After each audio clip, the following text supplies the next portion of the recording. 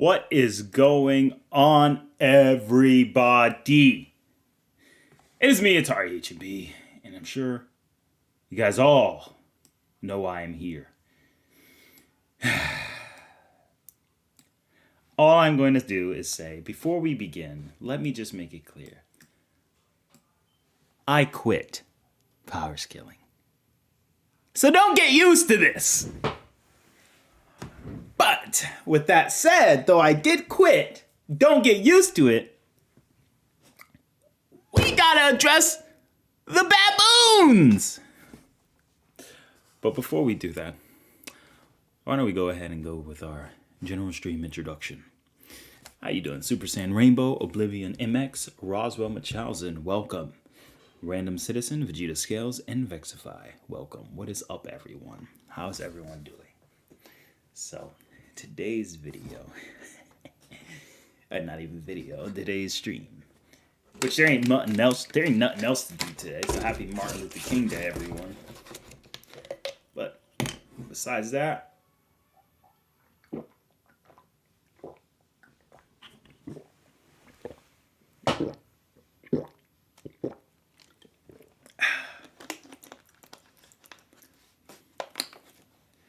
good, Oblivion. I'm glad you're feeling all right.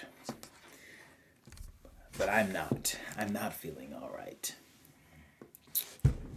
Because right now, we have baboons. Welcome, uncertified hater. We have baboons. We have baboons.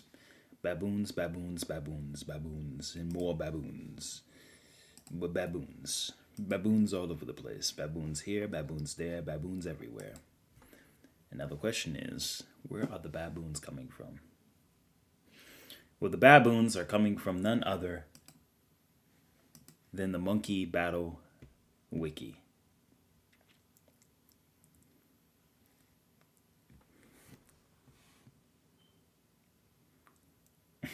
Random Citizen. That's hilarious. I'm not technically returning, but I will say that the baboons gotta be addressed for just a moment. Alright. So, regards to Monkey Battle Wiki, let's go ahead and talk about some of the baboon stuff that's been going on. Alright, first off, I'm gonna just go to YouTube immediately. I'm not gonna go under my profile. We're just gonna go on YouTube and I want you guys to, let's see here, which one is it? God, where are you? God dang it, where's the baboons? There we go. Alright. So let's go ahead and check out some of the baboons. Alright. So we got some baboons we got to look at today. So let's go ahead and give them a check. First off, guys, let's first start off with this. We're going to go this. Ready? No, not that. We're going to type in this. What's the baboonary? What's a baboon argument we can look at?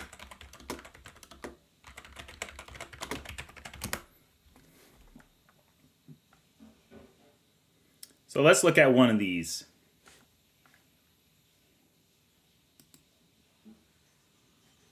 Saitama has infinite speed being in the portal. Alright, first and foremost, shut the hell up. Alright, listen. I don't want to hear any of this, so how do we mute this? Alright, let's go ahead and mute site. Saitama has infinite speed. The portal speed is an instant. Plus, it makes no sense for Saitama to be in the portal before it was created. Due to upsurge of motion, Saitama is just faster than Gaara's reaction. I guess Mai has infinite speed as well. Okay, no, this is a good video. Alright, but then you got this. Yeah, Goku is so fast. Who is faster? Okay, what is this? What is this? Like, look at this. And there, here comes Saitama.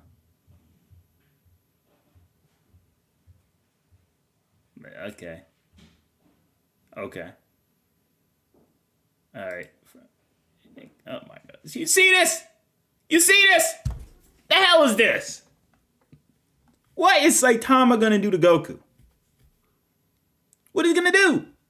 I bet he's faster, cause looking on the little lights and at the bed. And then Goku literally fights hit and moves in between the times. I'm not even gonna get into that. That's what I'm talking about. All right, hold on. Who is this? Okay, Wishbone addresses infinite and immeasurable. Okay, Surfbone, I should say. Interesting. What is this? What is this? Let's see this. Let's see this. What is this? What is this? No, what is this? Oh, this is a live stream. Oh. I'm a toxic. As you're streaming your YouTube window, we can just kind of see like you clicking on stuff. You know? Yeah, interesting. Stop the game. Oh yeah. You interesting. Everywhere. Yo, bro, use a fan animation. I know. Yeah. By that logic, Saitama's slow as heck because he got pegged by a cat. Yeah, pretty much. Yep, so what is something? Outer Vertical Dragon Ball? No, it's infinite and measurable speed Goku stuff. Right, right. Yeah. What is this? All right, Nate, you now need to go on mute. Bye-bye. Make sure to... All right, let's just get into it. Yeah. I just hope what's not going to happen is, what I'm sensing is eventually going to happen is that he's just going to equate attack speed to their combat speed, which is like a very common flaw that a lot of people tend to like propagate in this community. And it's just like, okay, like, obviously this is a low multiversal feat that they're performing, but that does not mean that all of a sudden they now scale to the shockwaves that they are then by creating, right? That's not how. I see someone in the chat. Let's see here. Yeah, I see someone in the chat responding to me saying that it's their ki that's rippling through the universe. So people argue that they scale to the speed of their ki, but what is this? What the hell is going on? Okay, but they don't. So that's that. Like they don't scale to the speed of their ki. No. Let's see here. Yeah. If they did, then like it shouldn't have been an issue for Goku to fly back from Beerus's planet, considering Trunks' ki could reach there like that. Yeah. Right. Yeah. Okay, that's a fair point, actually. Ki propagation is really difficult because, like, when a character's ki propagates, it's a lot different from when a character travels. But then again, they kind of just address like the whole thing about combat speed. So it's like this. It's like, let me give you an example. Let's go into a quick example of exactly why this doesn't necessarily work. Let's talk about Latif's kick. All right. The kick Latif will perform is called Martello de Negativa. It's a roundhouse kick. All right. Power, where a kick traveled nearly 100 miles an hour. There you have it. Now let me ask you guys, do you think Latif is as fast as his actual kicking speed? I'll leave the chat. Bing, bing, bing, bing, bing, bing, bing.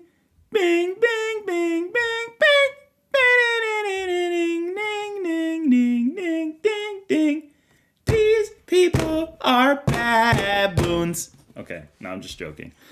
I'm not gonna call someone a baboon, but like again, I guess like the thing is that people who say things like this probably don't understand the reason why. I mean, like you do this with any anime character. I mean, Luffy doesn't move nearly as fast as some of his rubber-based attacks. Like Luffy's not gonna run. Luffy doesn't run as fast as his. Actually, Luffy's a little different because he's made of rubber, so he can kind of slingshot himself. But characters like Zoro doesn't run as fast as he slashes, per se. So it's kind of different in that case. It's like Mike Tyson's footwork is better than someone like Usain Bolt. Usain Bolt is faster than Mike Tyson, way faster, but Tyson's actual footwork makes him look like he's... Like if you were fighting him, you'd feel like he's disappearing whenever you try to swing at him. So... And keep in mind, the average punch can travel up to 50 miles an hour. So Tyson is constantly dodging that. All right, let's see here. All right, Thor says, why are there no new videos? I never understood why don't post new videos. How do you expect to get subscribers if you never post that much? Well, Thor, Roz has already answered this before. And Roz, feel free to answer it in the chat again and explain to Thor exactly the answer to his own question. And Roswell, thank you baboonary.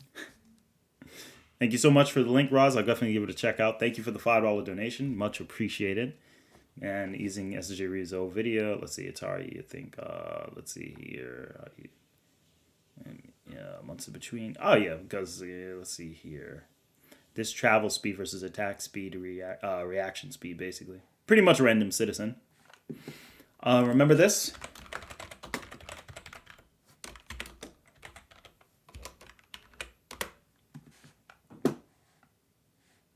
Remember this test they did? All right, Jamie, this one's from a couple more times. But to no avail. Damn. At 200 yards, I could see the flash. I reacted to it and started moving out of its way, but I just couldn't do it fast enough. Yep. Given that their quickest human reaction result was 490 milliseconds, trying to dodge a 200-yard round in 230 milliseconds was always looking like a superhuman feat. This myth is looking totally busted, but we've come too far to give up. We're going to switch to a Hollywood muzzle flash. I totally saw that. I did. I saw it. Push the gun All back right. to 400 Yep. yards, which gives us 500 milliseconds to get out of the way and see if it's theoretically possible to dodge a bullet. The distance I'll be shooting at Jamie from, I love that sentence. Keep in mind, these guys are not 400 super yards. physically fit. This is the minimum amount of time Jamie and his quick reflexes need to get out of the way in time. To give him the best chance, I'll be using a full flash Hollywood blank. Got me. It's not the start Jamie wanted, but he's not going to give up without a fight. A very long fight. In each shot, Jamie is making progress as he hones his technique. So keep in mind, this is someone who has no athletic, and I'm not making fun of Jamie. Jamie got no athletic ability whatsoever in this case in regards, but the fact that you're dodging something that can travel 400 meters in less than a second, come on, bro. Like, you got to factor in, he's dodging something that's hypersonic. So reactionary speed, dodging speed, striking speed are not the same as travel speed. Never. I mean, if that was the case, look at cats. When cats swing, they could swing their paws 10 times a second almost. Just like bah, bah, bah, bah, bah, bah, bah. Or at least like 5 times in a second. Yet despite that, they're nowhere near as fast as their actual paw swinging abilities. Going back to this same video, let's go ahead and take a look at Bren Foster. Speeds on 8 dick. So Bren's top speed is 136 miles per hour. 136 miles per hour, bro. Bren Foster is a talented man, but he is not running that fast. So, again, if it's applicable in real life, I would see why Dragon Ball is kind of the same. So Beerus and Goku can literally, like that attack that can travel that distance in space, the key, they can literally react to it. So just because they can react to it and block on time or add a key shield on time has nothing to do with like their actual flight speed, which is pretty much equivalent to their travel speed or Bokujutsu. So I think that's very important to notarize. Anyway, you have a personal life, you're married and job, you can't always upload. Thanks, Roswell. But again, like I said,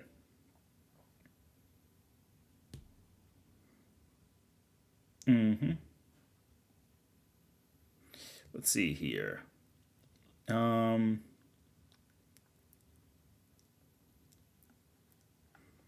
Also, just for the record, I posted like 5 YouTube short. Like when I had a vacation, I don't know if you missed it, Thor. I was able to post 5 YouTube shorts straight in a row. Day by day by day by day by day. And I still could if I needed to or wanted to, but I'm not interested in doing these type of things anymore. It's not very thrilling. There's a lot of information that I don't get to get out on time. The shorts are fine and fun here and there, but it just becomes a little bit monotonous. Kind of blanks out. Anyway. Personally, I think Goku's speed is infinite with the last feat shown in the manga. No, SR over, not necessarily. I'm just kind of viewing something.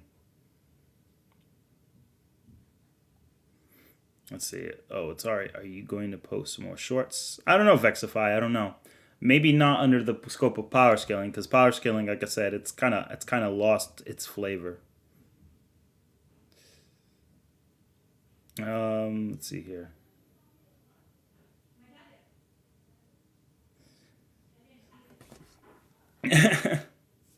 You've been watching at 1.5. That's pretty funny, man. But yeah, overall, like, as you can see, it's kind of like, I mean, come on, bro. It's like, that's kind of weird. A second, for example, would result in the characters having tens of quintillions of times the speed of light with their attacks. And this is a low ball, remember. It's probably much higher because the observable universe is only a tiny fraction of the entire universe, which these attacks can cross multiple of. So we already know that they're easily tens of quintillions of times faster than light just from the Battle of Gods fight alone. I mean, I think a second is a bit long for characters who are already faster than light anyways, but sure, I mean, MFTL Dragon Ball isn't controversial or anything like that. Yeah. People tend to have It's a like, very hard time trying to argue for it. But like I can guess how you get infinite speed. I have zero idea how he's gonna try to argue immeasurable. Oh, we just have This is also obviously immediately. This is obviously immediately contradicted as well, because there's that scene where like Whis has to go top speed, right?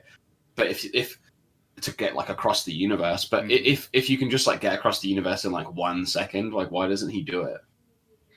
Yeah, right, like, that does. I would just say in that point, it's kind of easy to argue narratively wise. My counter argument to that would be that Whis can easily travel the universe as he's did with the ATARi episode. I don't know if you guys remember. He got to planet Earth in literally a second because Beerus smelled that good food. And he's like, Whis, hurry up! I smell good food. Whis, I never traveled that fast in my life. So it literally took Whis about a second. I think my second argument to that is not just about Whis dodging Gogeta's instant transmission. Rather, I would just argue the fact that his angelic powers may need to be accessed in order for him to hit those levels of speeds. And that's what I'd assert. Based on travel speed, of course. We're not talking combat speed. So in the and again, immeasurable speed is not difficult. Immeasurable speed technically isn't even faster than infinite speed. Immeasurable speed is just a metric on the range of motion. Once you're outside of a timeline, you don't necessarily have to traverse at a certain rate or speed, because if the distance and time are no longer an equation under of course a three-dimensional spatial axis, then it's not going to be the same. Another thing I'd also like to say is when it comes to the whole one-dimension, two-dimensional speed, that is actually a thing. Because one dimensions, there's only a line that exists, so you'd only be moving in one direction. Two-dimensional, you have an entire plane, so you'd be moving across a plane. So the range of motion on how you would propagate is differently. You'd kind of just slide across the plane. In a three-dimension, you have depth, so you're allowed to walk. Different terrains and different propagations and different particles and matter could get in the way in your speed. So three-dimensional speed likely has a completely different dynamic because there's more dynamics to consider when there's an extra axis or a z-axis added into the factor. So when you think about orthogonal directions, yeah, there's always going to be more into the equation because there's more you have to factor in. Different temperatures. Temperatures will be measured differently, and how they heat objects will be propagated likely differently under a fifth-dimensional scope, especially since time is no longer under the temporal construction or authority it would be under normally. So I don't necessarily see the argument as wrong on Ryu's end, but I also see where they're coming from. I think it's something you have to really look deeper into. So that's not really a baboon argument. That's just, people who are just... That's just generally people who are either downplaying Dragon Ball, don't really understand the arguments to a degree, or just offering an argument that has been counter-argument to death. Pretty much everything they said has already been explained prior. Oh, what about Whis moving measurable? It's like, well, he's an angel. He can't use his powers, and he just decides whether or not he wants to go fast. It's probably not him going as fast. It's very clear he's not going as fast as he can with Beerus. And it's likely he's just utilizing it to take his time here and there. Now, why does it take him a finite amount of time to get to the afterlife? We already answered that. Again, we had it with Superman. Superman takes some time to get to infinite speed, blah, blah, blah, blah, blah. I've seen this video. Broku, it's pretty funny. He was being sarcastic. He actually does believe Goku's light speed. He just thinks it's dumb that people think he isn't. Anyway, let's see here. ATARi, do you take power scaling questions in the screen? I don't know, SR Nova. I really don't know. It's possible. I see battle means, so I see, hey, ATARi, have you seen Chuck's Escape versus Spot video? No, Carter. I wasn't interested in seeing that, personally. Thor, he explained over and over, you're just into it. No, okay, yeah.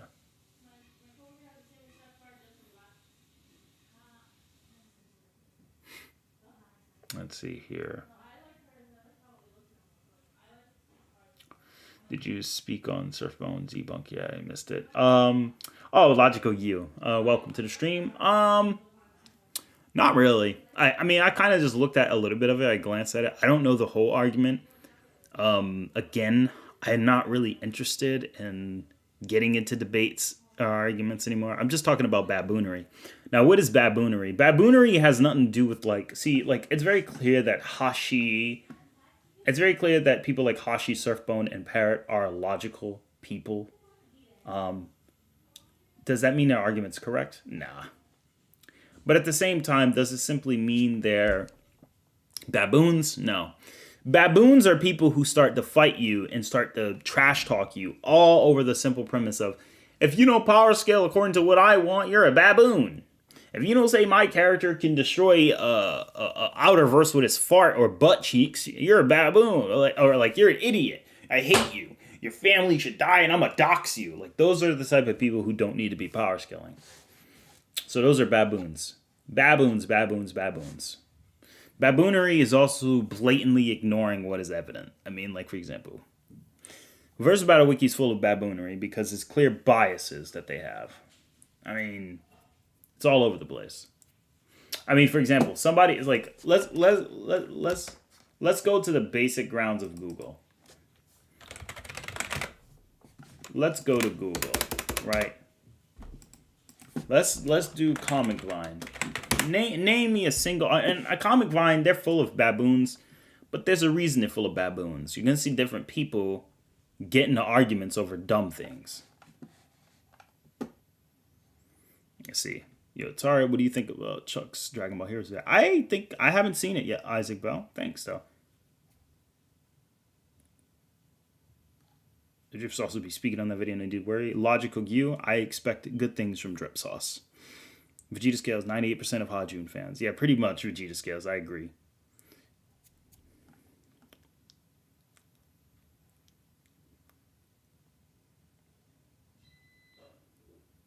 Let's see here. Archie Sonic Debaters, Giorno. Yeah, I know. Comic Con. What's the difference between high and low dimensions, such as 5D or 5D plus? So it's like this. So uncertified hater. Let's say, for example, maybe I can pull up my art program and show you an example. Yeah, let's go over and draw an example. I always love drawing the examples. Giving visual representations on how to represent something is interesting. Let's see here. Thank you for that, Roz, by the way. But to answer your question, Thor, I am going to say this very clear and very firmly. Like I said, I got things I got to do outside of YouTube and power scaling. All right, so let's just make this clear. We got a job. I got a job. All right, that's going to be putting money in my pocket, food on my table for myself and my wife. YouTube is not at that level for me yet where I can use it as a sustainable level to get income and source. It's going to take a while. Subscribers take some time, especially when you don't have the time to devote everything you need. I've already explained it. Power scaling videos are not the easiest because there's months and months of research you have to do. There are plenty of topics I can talk about, but a lot of it just feels bland. It's not very interesting, and a lot of it's ad nauseum.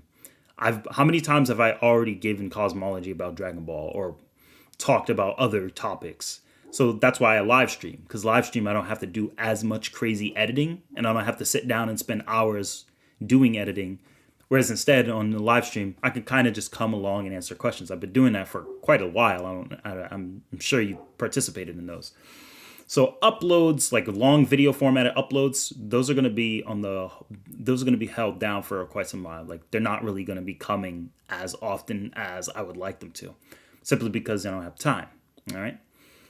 Now that you understand that, again, when you don't have time to do these things, you got to find another way. So what I do, I did shorts. Shorts are short and they're easy to make. The next thing, doing live streams are easier because I can answer questions straight up. And it's a lot more simple and straightforward. I don't got to worry about missing a detail like I did. Like when I did my first immeasurable speed versus infinite speed, I had to do a part 2 because Surfbone did a video against it. But like on a live stream, I can kind of just address the issues right there and make it very clear. Instead of having to do a part 2, kind of just like repeat what I've already done. Making video formats like that is not really also as entertaining.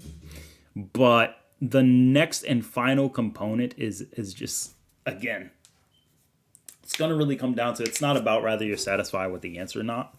You kind of got to understand that people have a different reason why they do things. And like I've already told you before and many others, the channel's going to go in a different direction. In preparation for that, I'm going to need to gather the materials to make that a possibility. Right now, I don't got nice cameras to where I want to do the type of content I want where everyone else does.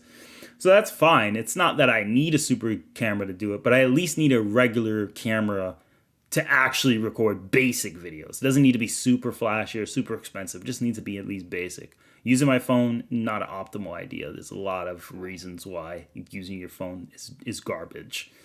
At least for me. Other than that, like I said, it's not really much else to really say on that. It's just, I'm not really, and I'm completely aware that if you're not going to consistently upload, subscriber rate is going to slow down. It's hard to get recommendations when you're not consistently uploading. But again, those are people who have the time and have the ability to do such. Most YouTubers you can probably name, like Mr. Beast, PewDiePie, a lot of them, when they were growing, they weren't married. They also had a little bit of a different situation to when they can do those things. So it's a little bit different. Plus, we're in a different revenue. We're talking about power scaling.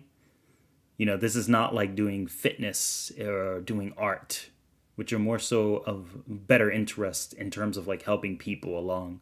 Power scaling is just a side thing you do for fun, because the whole purpose of power scaling is to seek for the truth. Hope that makes sense. I thank you, Vegeta Scales. I appreciate that. I don't even know who that is, Vexify. I'm gonna be honest with you. And like, again, that's what I'm talking about. Like in power scaling, it's like you gotta study everything. You gotta know who's this, who's that. I don't have time to look at all these animes and such, because a lot of them are like, who the heck is this? Like Izayoi. I gotta look them up right now. Oh, okay. They look familiar. Okay, they definitely look familiar.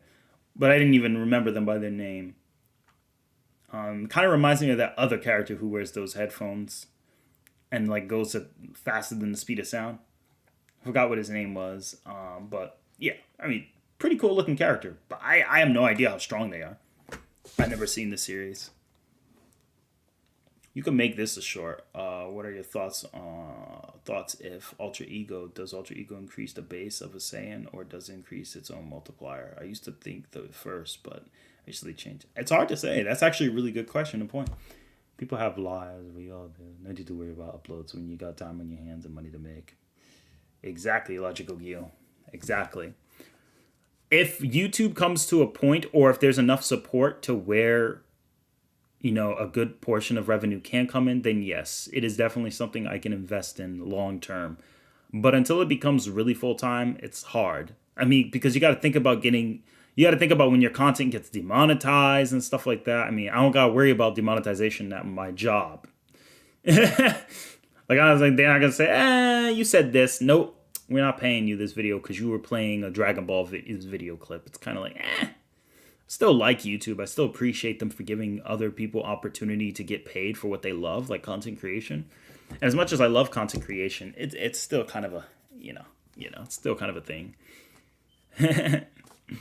But who knows? Who knows? Right now, as I've said before, power scaling is not the main focus. But I just came in here because I miss you guys, and the baboons need to get called out.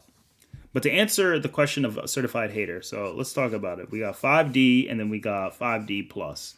What is the difference? What is the difference? Well, 5D and 5D plus. So, for example, an infinite size universe, right, versus a finite universe.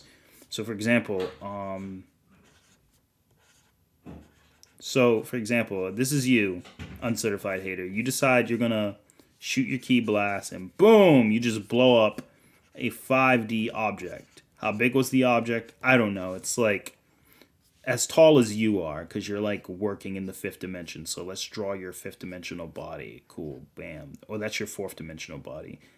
Your 5th dimensional body would be kind of like a sub branch into different looks or whatever. I don't freaking know. Something crazy or weird. An infinite 5D is like destroying all of an infinite 5-dimensional space. And that's pretty much it. That's all there is to it. So when we say plus, it's just that's all there is. When you say deeper layers into 5D, then that's again, you're just like destroying bigger objects. If I destroy a skyscraper, all right, cool. I destroy a 5th-dimensional skyscraper, hypothetically. If I destroy a single 4D universe or like 100 4D universes, yeah. I mean, if I destroy infinite 4D worlds, cool. I'm like bare minimum 5D, like the basic of 5D. But what if you destroy like a whole 5th dimension? All right, cool. You're still 5D. What if I destroy 10 5D realms? Like, let's say all 3 of these universes, all 3 of these bubbles are 5D. If I destroy all of them, guess what? I'm just 5D. I'm still 5D. You could even say I'm low multi 5D. Pretty much. Or low multiverse plus, if that's even the term. So that's kind of all there is. 5D plus is just infinite 5D. Exactly, SR Nova, exactly. What's up, OB, Mr. OB? Welcome to the stream.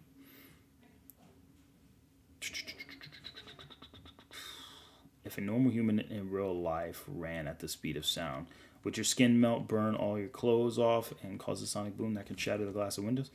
Akeem Reese, yes, you would. Because a lot of the air particles have to move out of the way. If you're able to move faster than sound for a human being, that means that all the air particles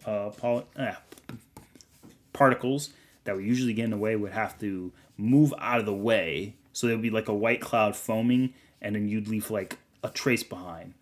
So you wouldn't be able to hear it if you continue at that speed. But everyone nearby, these windows would shatter depending on how close you are and depending on how much force is released and how fast your initial speed is. So if you just went from... If you build up to the speed of sound, you might not break windows. But if you were just landing here and you just started and accelerated at the speed of sound like this, then you are literally instantaneously just having a crazy high acceleration. And an acceleration with that much energy would completely shatter like the windows. It'd probably even break through the walls and everything. Because you're taking a lot of force in one moment. Jets, generally when jets are flying, jets are always typically going at the normal speed of, they're already going at like a couple 100 miles per hour. So when they hit sound speeds, they don't just go from 0 to 100. They're usually already at 300, or they're at least already at 200 meters per second. So then they just kind of they just go 50% faster, and then they're able to break that sound barrier and cause that sonic boom. So it's not going to have as much impact unless you're starting from 0 to 100. That's why, like, if I'm running to a sign and I tag it like that versus if I start off with the same force right in front of it, it's going to be completely different. Especially, but then there's also other factors like momentum, base energy. So it just depends. There's a lot of factors to consider into it when it comes to actual physics. I see so many YouTubers become extremely neglectful of their audience and turn their back on their old audience and join some mainstream line of thinking these days. I grew discontent. That's why I would like to have some more faithful reward after much patience. Yeah, I hear you, Thor's hammer. That makes sense. There are some. But you have to also factor in that some people start a line of... because you have to think of it this way. You have to think of some people start a journey, right? and some people start a journey differently. So you could start your journey off in one topic, but that journey was started off because of fun. Power scaling was just for fun. The community is dying. So because of the community is dying, I have to think of new stuff I want to do because I do not want to continue to do this for long term. And a lot of the viewers in this chat, they do power scaling and even they agree to the same token. Power scaling has lost its meaning. It's lost its way. People power scale for debate, to be right, to prove you wrong, and to ridicule you. Power scaling was intended to be for fun and to find out the truth. We worked together to find out how strong could Goku get. That's the idea. Who would win a fight between Goku and Naruto? How strong can Naruto get? What circumstances would Naruto have to win against Goku? What circumstances would Naruto... How often is Naruto to lose to Goku? How would Goku actually start the fight off? These things we do for fun and speculation because that's the idea. It's for fun and it's to find the truth. None of it is canon. All of it is subjective. But people treat their argument as if it is objective, and then they ridicule others who disagree with them. And then you have little cliques that start. You got people in some Discord who literally trash talk and dox people over these dramatic things, and you got other people who do vice versa. Plus, power scaling cannot inspire people as much as the other points I want to pursue. My first video on this channel, actually, my first video going back in an older YouTube channel, which I'll give to you guys once I hit 5K subscribers, but my older YouTube channel that's hidden in the mist that I'll never tell you guys about, an older YouTube channel I had, which is still alive now, I actually started my first videos based on game making and art. Art has always been my thing. Always. And that old channel has the same amount of subscribers as I do right now. Even then, back when I was like 13 or 12 years old. So art was always my thing. But I went, and my first video on this channel was me drawing Goku when I shout out Quaman's Land. I gave out a shout out to Quaman and he commented on the video and gave me his thoughts. I drew a picture of Goku. So again, drawing has always been my main favorite thing to do. So that's one thing. Number two, HMB literally stands for Healthy Mind and Body. You can actually go and see that on my Twitter. It's been the logo since the channel started. Like since the main brand, ATARi, HMB, like since that started, it's always been about healthy mind and body. Like that has not changed. So the thing is, on a journey, you could start one place in a journey. But I did this journey for a reason. Now, even though I have 1,700 subscribers, as you can see, 1,715 subscribers right now, this is a slow growth rate for how long I've had this channel for, compared to other YouTubers who literally had less subscribers than me. They did a couple shorts, and then they literally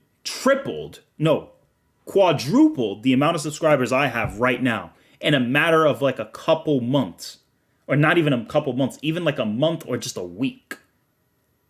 So I want to go things in this way because although I'm building slowly, you're going to have more loyal fans along the journey.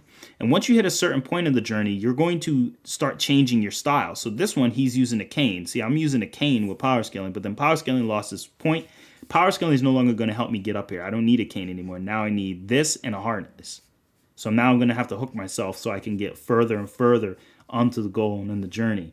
And as I continue to climb on this journey, I'm going to continue to accelerate because the idea is we got to keep pushing forward. Like I said, power scaling is not going to completely die, but it's going to take a backseat. I don't want to be known as the guy's power scaler. It's like one of the YouTubers who's like, he's only known as the Minecraft guy. He's like, I don't want to keep playing Minecraft. I mean, think about it. Do you want to keep playing, like doing one type of thing? Look at the angry video game nerd, James Rolfe. James Rolfe, the angry video game nerd himself, he literally, and I've been watching this guy when I was when I was in middle school. Actually, when I was in elementary, this dude was hilarious. James Rolfe, the angry video game nerd, this guy has been doing angry video game nerd with Screw Attack a long time. He started doing movie interviews for Cinemassacre because his goal and dream was always to be a movie producer. So he incorporated it with the angry video game nerd style. He also usually does video game and movie reviews often on his channel Cinemassacre, which you guys should go subscribe to. But anyway, besides that, he's always done these type of content and videos, and he's changed it over time. He still enjoys the Angry Video Game Nerd because it's a brand he enjoyed and everyone else likes it. But he does it once in a while, of course.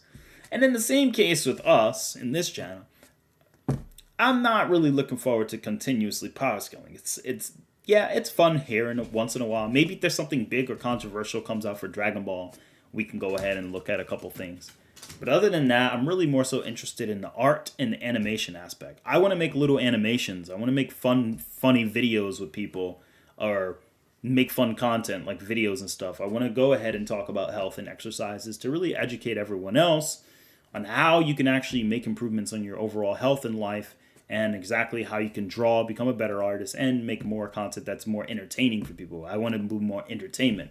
I mean, as a power scaler, I can't even utilize my voice acting as much.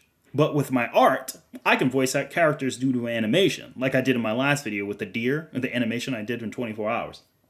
If y'all like content like that, give me some fires in the chat. If y'all really enjoyed the little content I did with that, give me some fires in the chat. You know, and for those of you who don't know the content, I'll go ahead and show you. I'll show you. It's like right on my channel. Let's see right here. Let's see here. This video. Hi, dropshippers. It's time to focus on what you do best. So Vexify. So go to Wix. Videos like this video, I made this video myself. I animated it in 24 hours. It's a rough estimate. I don't even know who this character is. I just started drawing. So this is the type of content I make. If y'all like it, spam the chat with fires. Oh, hold on. I don't even have the freaking thing up. Hold on, let me switch over. Oh, crap. See, I can't even spam with fires. I didn't even show the video yet. Yeah, there we go. All right, here we go. Yo, god dang it, turn it back on. Okay, anyway. This is the stupid, like...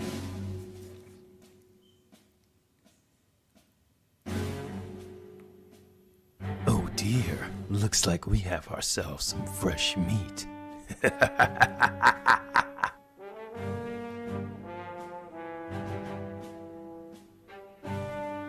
Oh no, I hope Dad is gonna be okay.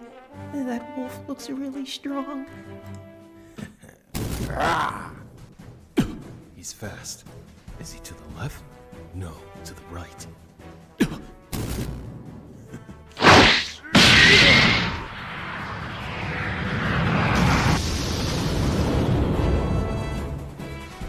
Oh no, Dad. That wolf guy is so fast. I couldn't even see him. That felt a little too easy. There's no way one of the strongest deers in this region would have been taken out by a single blow, even if it's from me. Alright, so there you go. That's an idea. So now you guys can put the fires in the chat. If you like content like this, that's something I can do. I can implement power scaling to a degree here and there with that, because you guys know how accurate I am on power scaling. So maybe once in a while I can do stuff like that. Well, not once in a while. Actually, that would probably be the main point of the channel.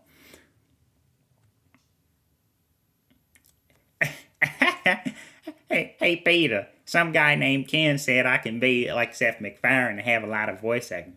Oh, wow. Hey, that's pretty good. I think you can, actually. You know, I don't really think you could do that. I mean, to a degree, you probably have a little bit of talent. But, you know, for the most part, you probably, I don't know, people probably not going to enjoy the voice acting that much. Oh, Joe. Hey, Joe, just so you know, there was, a Dragon Ball character. He looked just like you. Bonnie, if you're talking about the character who has no legs, I don't appreciate that. Oh, Joe, I think you look just like... No, I said I don't like it! You know what I mean? So, like, I can... I don't know, man. I don't know, man. Oh wow, look at all the fires, gosh dang. And keep in mind, this video had less views than my Xenoverse video, but anyway. Beyond birthday, I appreciate that, man. But yeah, like I said, man, that's a lot of fires. See, like for example, King Zondo edits is like, yo, do Tanjiro versus the wolf. I'm like, hey, that could be an idea.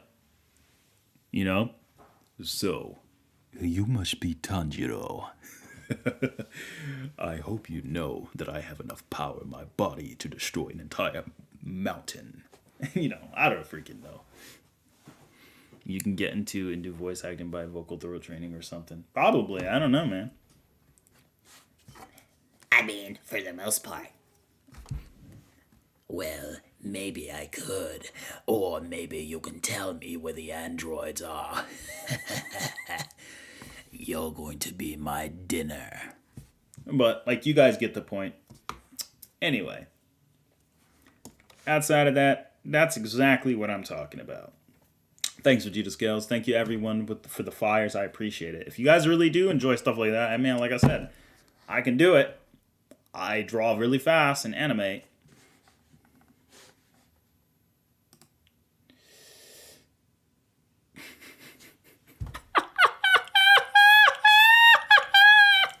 Oh, Vexify. That's hilarious. Oh, boy.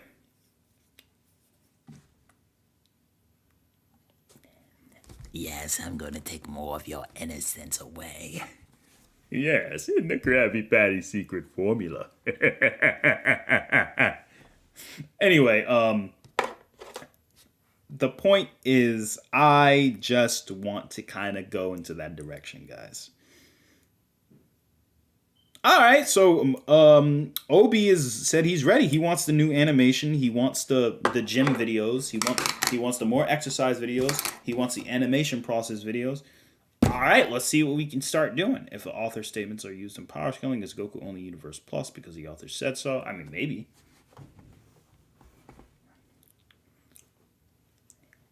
The wolf inputs. You're too talented to waste it all from Powerscaling, not gonna lie. Thank you, Mr. Obi. That's what I like to hear!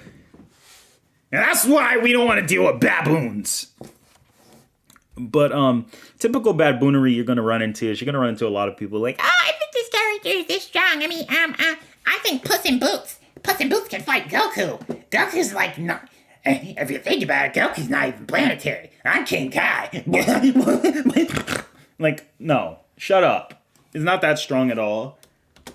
Goku absolutely slobber knockers on all these characters. 90% of them. 90% of them don't even scale a Goku. Like, I mean, like I said, you got a character who can narratively punch an entire multiverse apart. Yet you think there are people out there like Saitama who can even scratch him. Saitama at his fullest powers, most powerful. Even if Saitama Potara fusion with every character in the entire One Punch Man universe and every Dragon Ball villain in DBZ normal, Potara fusion all of them, Goku's base form will still punch him and win with a single shot. Okay, I don't know about Potara with every... Okay, no, yeah, I stand by that. Because literally the base form Goku has in the Tournament of Power is so ridiculously strong, it should be illegal to be that strong. Period. His base form is equivalent to Infinite Zamasu, who we can argue is 11th dimensional. And we're not talking one 11th dimensional construct, we're talking about multiple. So you're talking about a base form Goku can literally punch the anti-spiral right upside his head like Mike Tyson, and then he just and that's it.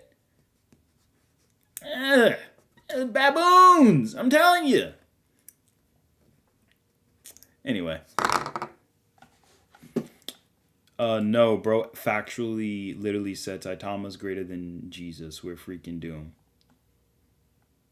That's just someone being ignorant. I was having a reward with an entire comment section arguing base Goku versus the versions of Superman. I mean, base Goku beats 99% of every Superman. The only Supermans who could put up a fight against him is perhaps a high-end version of Strange Visitor, Cosmic Armor, and Milkman Superman. And maybe post-Theta State Superman. Every other Superman's getting punched.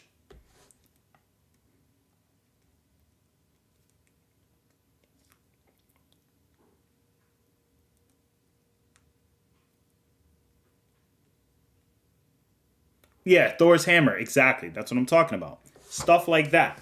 Now, Thor's hammer is right about one thing. Thor's hammer is not trying to be rude. He is just generally looking for more content from Atari because he's a fan. That's like if Toriyama just stopped uploading Dragon Ball chapters every month. You love him, so you're disappointed as to why. It's like when they're like, Baki, don't give up training. You're already so far. Why stop now? I get it. But the baboons are silly!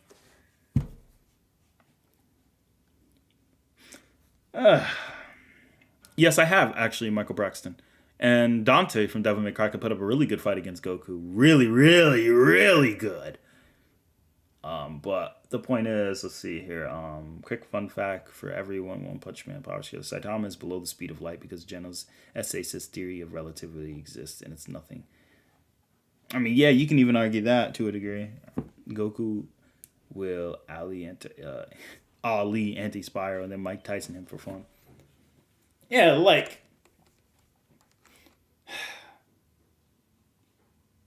I don't know, man.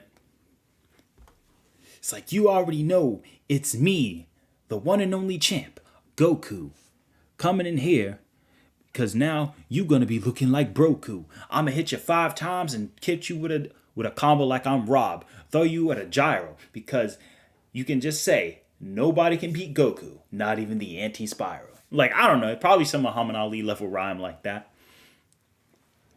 You gonna call me a monkey, but I'm gonna be dancing around you getting funky. You ain't gonna be able to stop Goku because, I don't know. Because if you try to stop Goku, he's wounded to choke you. You better sit down, anti-Spyro. You're gonna get comboed like Rob from Smash Brothers with a gyro. You better sit down and get out of my universe, or otherwise, you're gonna be wishing the day that you wouldn't get cursed. I don't know, something like that. But like, Goku would just say something like if Goku was Muhammad Ali, bro, he'd be saying some of the most elegant words. Woo! And everyone would get bodied. Let's see here. If we use his lowest scaling 90, then yes. If we use some of his strongest scaling, he's low outer as he transcends all math, his highest scale so far.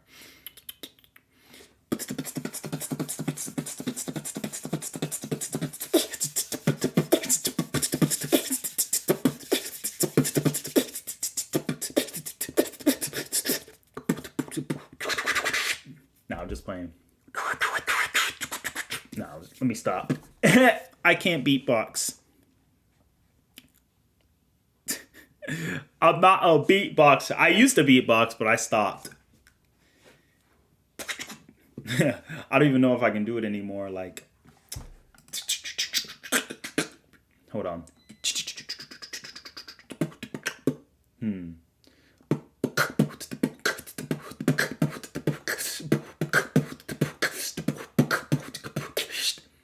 I don't even know. I can't even think of any beats.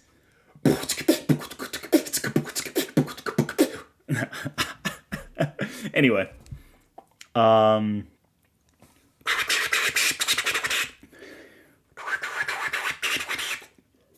my crab scratch sounds gross.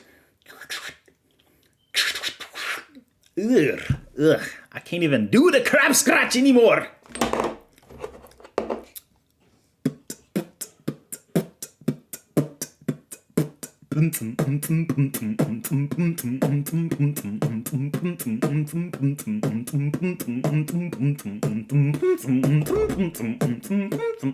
Oh, that sounds gross.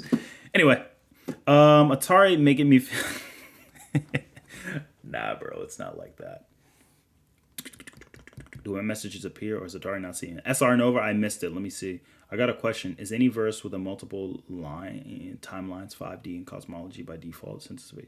Yes, SR Nova, to answer your question, yes. Yes, they are. Yes, they are. Because the probability plane is what allows those crossovers to occur. All right, guys. All right, so guys, name a random battle. Name a battle versus people. We're going to go ahead and see what Comic Vine has to say about it. Let's see here.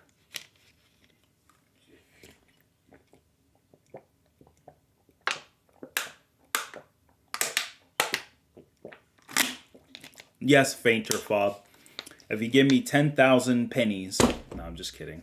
No. Probably. Zalama versus Hajun? Sure.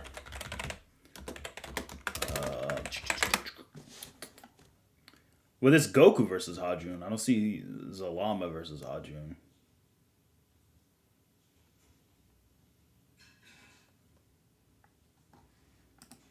Alright, let's check it out.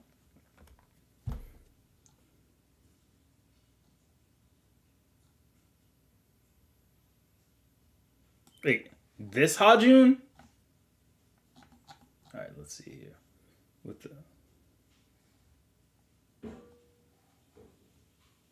Would casually sold? No, you wouldn't, because Toribot exists. But anyway. Why do people bumping mismatches include Shinza? It's not the Shinza verse. It wouldn't matter if it's Shinza Bancho. Goku still wins. Cope! Cope! Goku still wins. Stay mad. Look at this. Hajun versus Living Tribunal. Let's see the baboonary on this. String theory, DI multi. Hajun might in fact take it. Hell no! Hell no! Hell no! You gotta be joking me. Why would he even stand a chance? Also, let me go all the way back up. Roz left a video on baboonary. Hold on. I haven't even checked that out yet. Let's go ahead and check that out. Roz, my apologies, my brother. Oh no, I lost the link. Roz, where's the link? Can you provide the link, please? I lost it.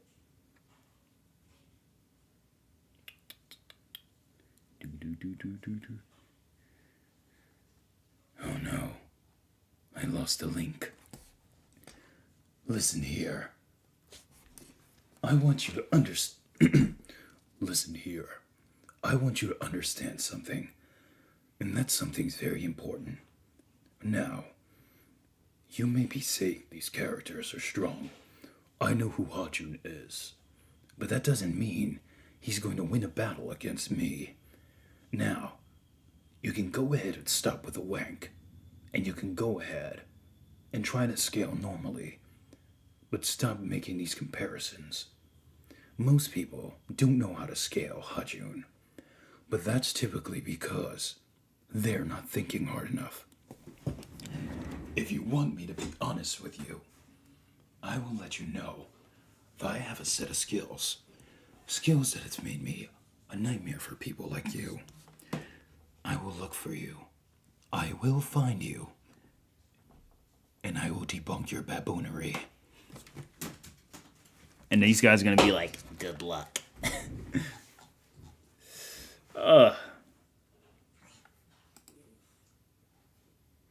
Hajun is just a over okay, because his verse has some fancy writing. No, that is not the voice of the living tribunal. My voice is part of the people who was killed. My parents, they died a death in an alleyway. Unfortunately, I decided to take over as my one alter ego to watch over the rest of Gotham, my own, and to make sure the Joker doesn't get away with what he's been doing to the city. Now, just playing. In one of your videos, didn't you say Reinhardt was out of her? Yeah, Michael Braxton, I did, but I'm wrong on that. Maybe one day, people will understand. Yeah, Hajun is like, there's like a lot of fancy writing in Shinsabansho. Masada himself never even confirmed this. Hajun takes this. Hajun one-shots. Oh, look at this. Look at all this.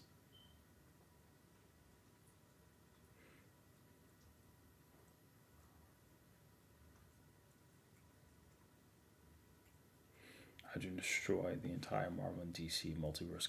Combined? Combined? Man.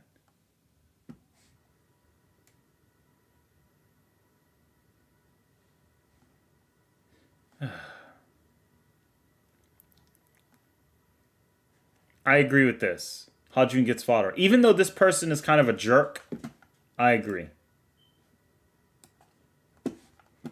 Alright, let's see. I remember when ATARi did a live stream about Hajun being outer, and a guy was saying base Batman is outerversal. Yeah, I don't think Hajun is outerversal. I think only high-end Hajun can be interpreted that way, but like at the same time, it's kind of weird. Shinsa Bansho.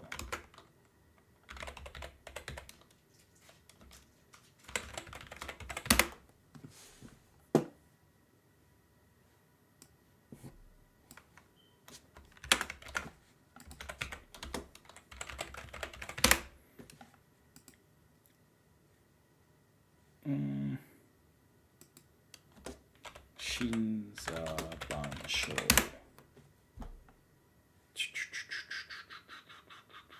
He did say infinite words. He had an interview where he said something like that. But I can't find it. Oh well. Alright. Boundless legit transcends concepts. Let's see. How do you think Dio versus Alucard would go? Do you agree with Dragon Ball results? I mean, Death Battle's results. Oh, thank you. No. No, I don't agree. I don't think Dio... Well, actually, I didn't even see the video.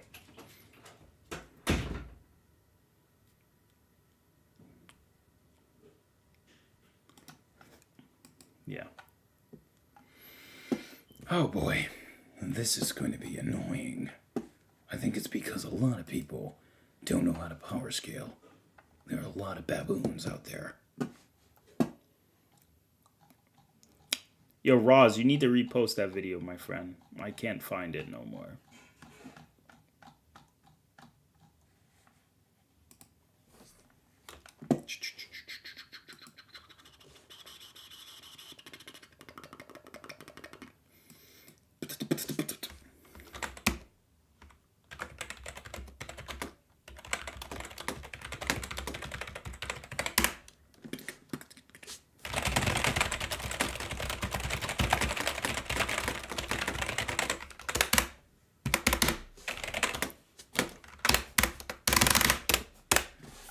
There we go. And no, I don't type fast. I type slow.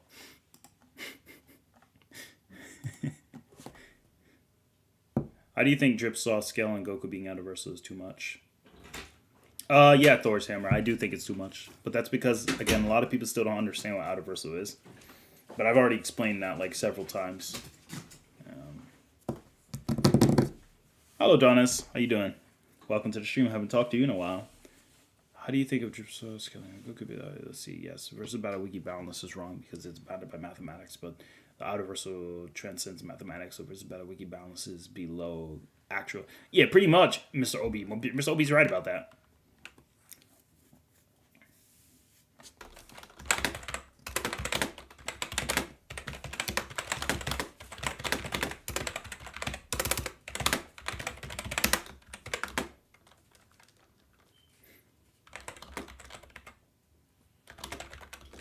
All right, let's see here.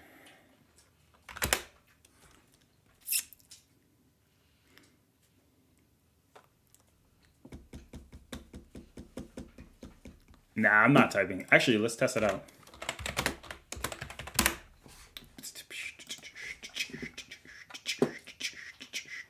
Yeah, I agree. Yeah, give me hard text.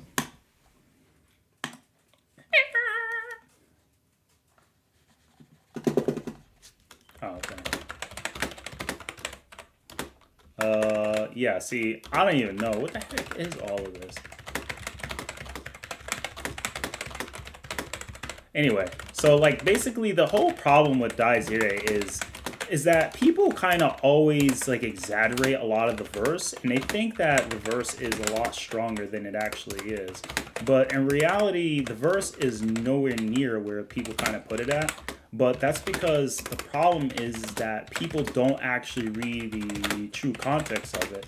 And when you don't read the context of it, you're going to run into a bunch of problems to to when it comes to scaling a general series.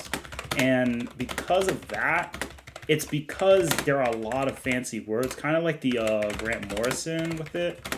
And when you have like this Grant Morrison power scaling in this sense, the general portion you're going to get is a lot of interpretive scaling. Anyway, that was slow as hell. Anyway, let's see here. Then again, it's easy text. I mean, it's hard text. I missed one word. I guess. Where does that even scale? Where does that scale? Professional, legal, blah, blah, blah. Certified, certificate, blah, blah, blah. Where would I even compare your scale? Where would that even... I don't even know where the scale's at. Anyway, I assume that's average speed. Anyway. Yeah. So, like, I'll give you an example. So, like, there's a story that can have different interpretations the way writing is. And ATARi is one of those stories where it doesn't really give you the straight up meaning of what it could stand for, but it just gives you a bunch of interpretive information. And interpretive information is subject to change all the time. Let's see here.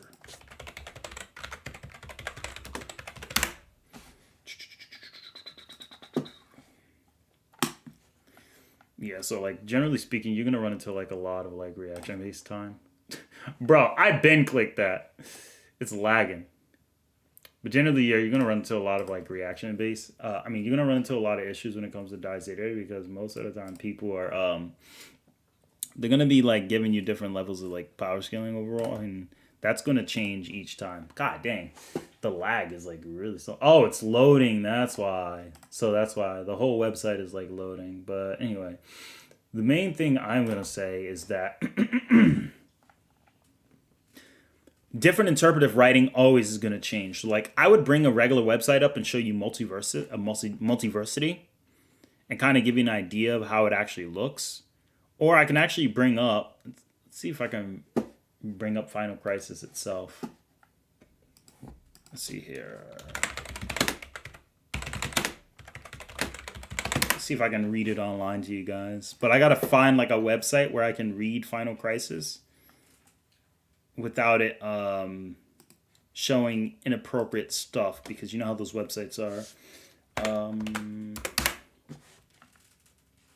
Bro, I wonder if I can do this even faster. All right, that's a little better. Yeah, but anyway, like, damn, I'm slow as hell.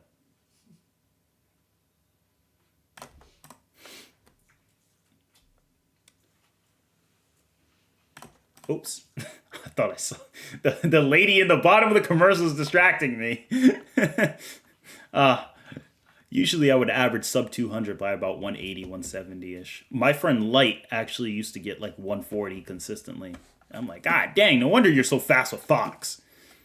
But anyway, yeah, I'm looking for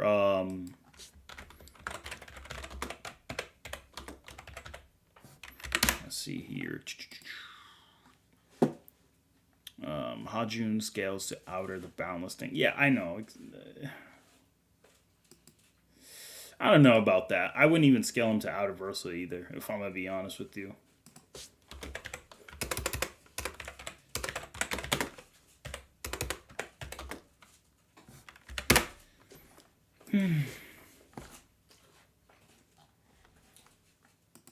Alright, is this going to give us problems? Alright, what type of ads are we going to see?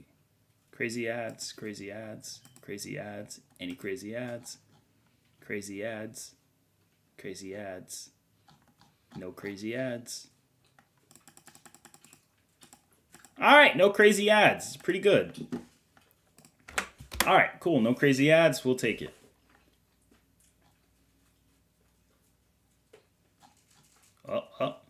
Hide.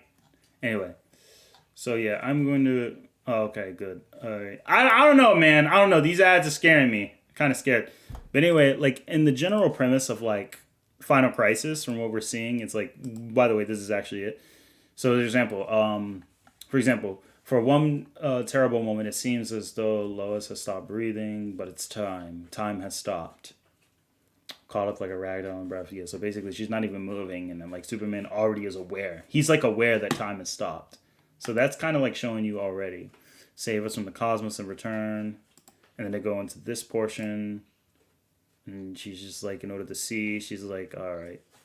And she already tells you, well, within your superior optical 4D vision, within your superior optic range, your ability to see 4D perspective will most likely develop spontaneously when required, as it did with the others.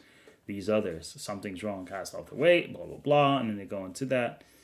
And it goes to, like, for example, look at this poetic writing. The multiverse needs no designer. It has a distinct emergent structure, not a machine, more like a plant or a symphony. See that? Plant, symphony. Poetic writing. Meaning the multiverse has a rhythm, a purpose. I'm already searching for the source of the attack from nowhere. X-ray vision, telescopic vision, radio vision. But she was right. There's only one way to see the process of what I'm seeing. 4D vision upgrade. Great Kryptonian. Or Great Krypton. So now he literally sees the past, present, and future of Lois Lane because of the 4-dimensional vision. So that's kind of to give you an idea. He can even see his own past. And he even says here, between universes. Which is like a comic strip. If you look and pay attention, these are panels. Because that's how Grant Morrison wanted to interpret it. And then as you can see, as I continue further, let's see here. But I think a lot of people don't realize is that a lot of the Supermans were gathered here. Neither of them, and I think the problem is people think Quantum Superman is like mad strong. No, Quantum Superman just has a lot of abilities that he can utilize. And there's a particular reason. Like, look at this. Didn't I warn you? A book with an infinite number of pages, all occupying the same space. Of course, no one can read it. Holy moly. Wouldn't that mean... Exactly. This contains every book possible. According to the Captain Atom, the Ultima Thule's onboard computer has infinite memory capacity. Now, this is obviously contradicted because we know Destiny of the Endless holds everything. Destiny of the Endless, I think, or Dreams of the Endless. No, Destiny of the Endless is the one who holds everything. Like, even himself reading the book. Which means it could read every page, once down to the manual, etc. Hold on the strength and stamina of the Hercules and Atlas and power of Zeus. If anyone can help me lift this moment of pages, you can. And they try to lift it, and they couldn't lift it. So then you see here, kind of goes down into this portion, where it's like, previously, there was a monitor only, and then it flew to the heart of the monitor takes flaw, etc. Monitor examination reveal. And it just kind of goes into the details about it. So look at this. With no precedent for the concept story, no understanding of damage story might do to an immense awareness without limits or definition. Monitor has 0 defenses. Blinded, split in 2. The probe withdraws. The flaw is sealed, scabbed over with divine metals. Made safe. Until all that remains is ill fate, firstborn, and vast uncanny. So as you guys can see, there's a lot of poetic writing here. The mystery of the silent sentinel haunts monitor infects the immaculate intelligence with questions, speculations, pestilential,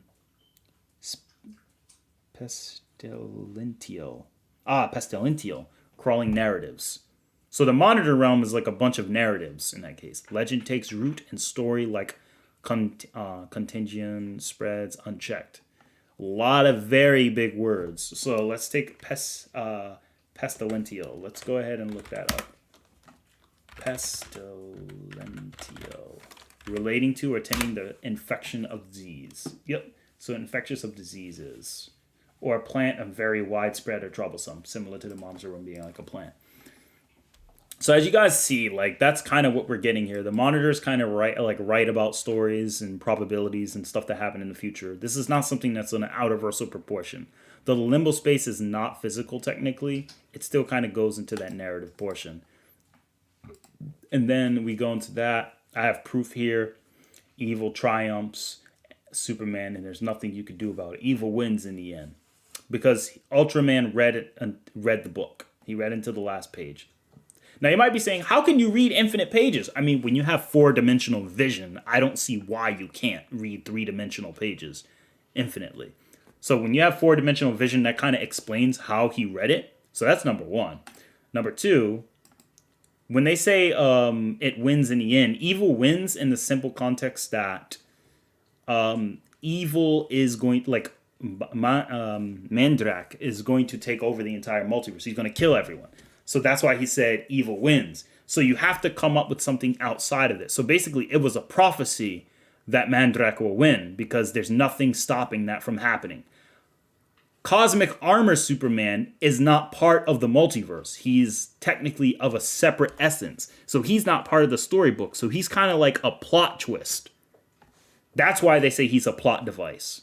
So he's not necessarily a plot device on an outerversal boundless scale, more so a plot device against Mandrak's plan to take over the multiverse. And we obviously know Mandrak is not destroying Heaven, Lucifer Morningstar, and Vertigo, or Michael Demigros, or the Presence. We know this is mostly referring to the Monitor realms and the lower ordinal realms within, not the actual ensemble of the entire DC multiverse. So that needs to be clarified.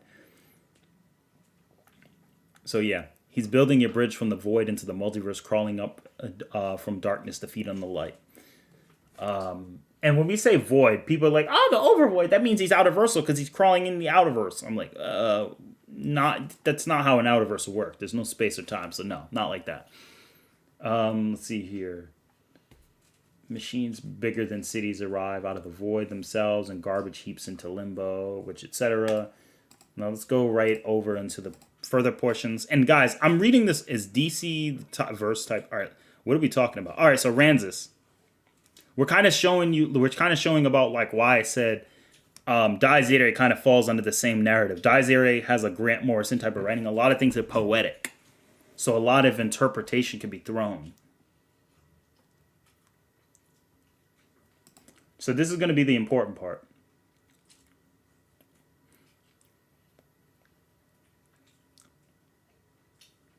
So look, even Ultraman. So look, no, that's our job. So look at it says here, even Ultraman, those space angels, the monitored beings we saw in the book, they made a weapon to use against Mandrak. Remember that bizarre story? I think I understand. Warn the multiverse, Marvel. Captain Atom, we need you now. Come back to Alan. Come back to us, Alan. All I had to do was let go of limits, expectations, and be a new Atom. There. Allow me to demonstrate quantum superposition as used defensively. So all he's doing is just making multitudes of himself because that's his ability, the quantum. There are 52 worlds in the multiversal superstructure. As you can see here, tell the Mandrak is coming. I'll do what I can to plug the hole in forever.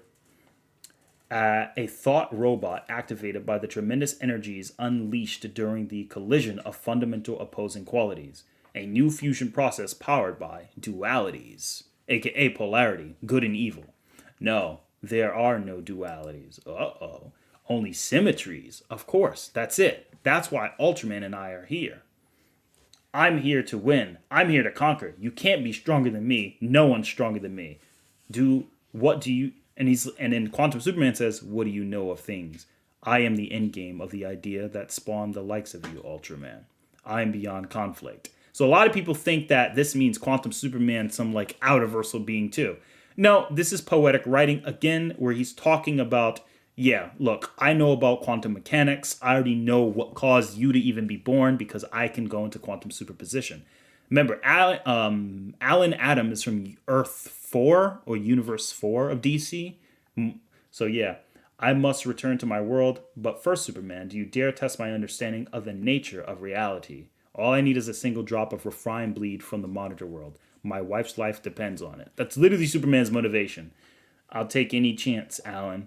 Here in Limbo, there is no material thing to be destroyed. Limbo is a living memory. That's why here, that's why us. So let's say here. Captain Atom reminds Superman what the book said. Ultimate evil is ultimate good. The most will despise. So basically, this is it. I'm going to tell now. Germ Superman. The Monitor sees us as germs. The most despise, hate crime, meat, selfless act. And then what does he do? Fusion. Ha! Which basically, I fuse symmetries. Enough energy in my hands to broadcast his pure essence to a receiver in a higher dimension. So basically, he uses the ability to fuse the symmetries. Only Superman can save us now. By fusing the symmetries of them, they're able to access this robot from a higher dimension. Rusted eyelids appear, the smoke, the drifting smoke of galaxies, the veils of matter part and clear. Everything is ringing, like cosmic alarm bells, and ultimate SOS, or save our souls. From that direction has no name comes a sound breathing. The whole continuum trembles as if cradled, and there's a presence as if I could reach out and touch something immense beyond understanding. So what he's talking about is he's reaching out to us. So us guys, we're reading this right now. His hand is outside of the comic panel. That's how Grant Morrison is trying to interpret this. And the breathing is, he can feel my breathing. All right? And that's how Limbo looks from here. Wherever here is, which basically is, he's in a higher dimension from Limbo. Limbo is already beyond the 13 general dimensions, typically speaking, of the general multiverse that they talk about. Or even the Ultimator, which is the 10th dimensional being that tries to eat Mixie's world and such. DC kind of retconned some of this with the whole Perpetua, but I'm just going to say Quantum Superman, this version of Superman is actually going to slap Perpetua and Batman Who Laughs. Zero difficulty. There's not even a competition.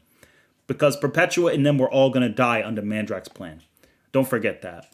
But scale, space, time, everything is different now. So in other words, he still says scale, space, and time. Everything is different now. Because this Superman, there's still space. There's still time. It's just everything is scaled differently. Everything is more profound, more meaningful. The threat to the multiverse is total. The stakes absolute. Each step guided by incompassible destiny. Each footfall heavily impending doom. All right. So basically, it's like if we had a super body for Vegito that was in a higher dimension, and we took Vegito and Gogeta, fused them, or rather, it's like, imagine if you took Frieza and Kid Buu, two evil beings, fuse them, and then take Goku and Vegeta, two beings who are, I guess you could say, good, fuse them. Then you took those two evil forces and fused them into a symmetry of good and evil, balanced in a polaric sense in a unified body. The red and green eyes is four-dimensional vision that they obviously have. Duh. Because that's literally what we saw in the beginning of the chapter. A thought robot capable of adapting instantly to counter any future threat. But that's the idea. To protect all existence against the ultimate enemy. All this. That's why the thought robot or cosmic armor was made. It's not even cosmic armor. Technically the thought robot. That's literally what it's called. So when Dax Novu made that was the idea. And it says, this is their world. I've woken up in a body of pure thought. So technically, this isn't a physical being. Okay? Technically, it is still part of space. There is something spatial about him. But he's not technically... Because remember, Limbo is memory. We just read that. So Limbo is memory. It's not material. It's not physical. It's still under spatial dimension because it still occupies something spatial. It still has a measurement because it's spatial. It is a dimensionality. It's just not a physical object anymore. And he went beyond Limbo into this world where it's literally just thoughts at that point. So literally beyond imagination, even from the fifth dimensional Mixie world. So obviously, Cosmic Armor Superman is very powerful. That's why I don't typically say Canon Goku. I don't put Canon Goku up against this version of Superman. He's way too strong. Way too strong. And it's hard to even hit him. I mean, yeah, don't get me wrong. Hakai could destroy memory. But I'm just saying in general, based on simple powers. Monitors have 5,555 different words for nothing. Follow me through the funeral gates, etc. So the whole point is, this Superman is very powerful. And as you can see, these are what I saw in the Book of Limbo. Once numberless and faceless until exposed to the struggle of human life changed their essence nature, until narrative formed around them like crystals in solution. So again, here comes that poetic writing. This isn't Outerverse. This is just talking about how the narrative of the multiverse, our story, is going to be saved from this Superman. It's like, imagine if somebody was going to destroy our Earth, and then Goku came from outside of our universe. He's not part of our universe, so he's not part of the prophecy. So therefore, he kind of is a plot device who can interrupt. The reason he's a device, because he's literally built by the monitors. That's why he's a machine, a device. He interrupts the plot of Mandrak, who was going to destroy all of the multiverse. Like, that was guaranteed to happen, but he's interrupting that from happening. So it's nothing outerversal or monumental of that position.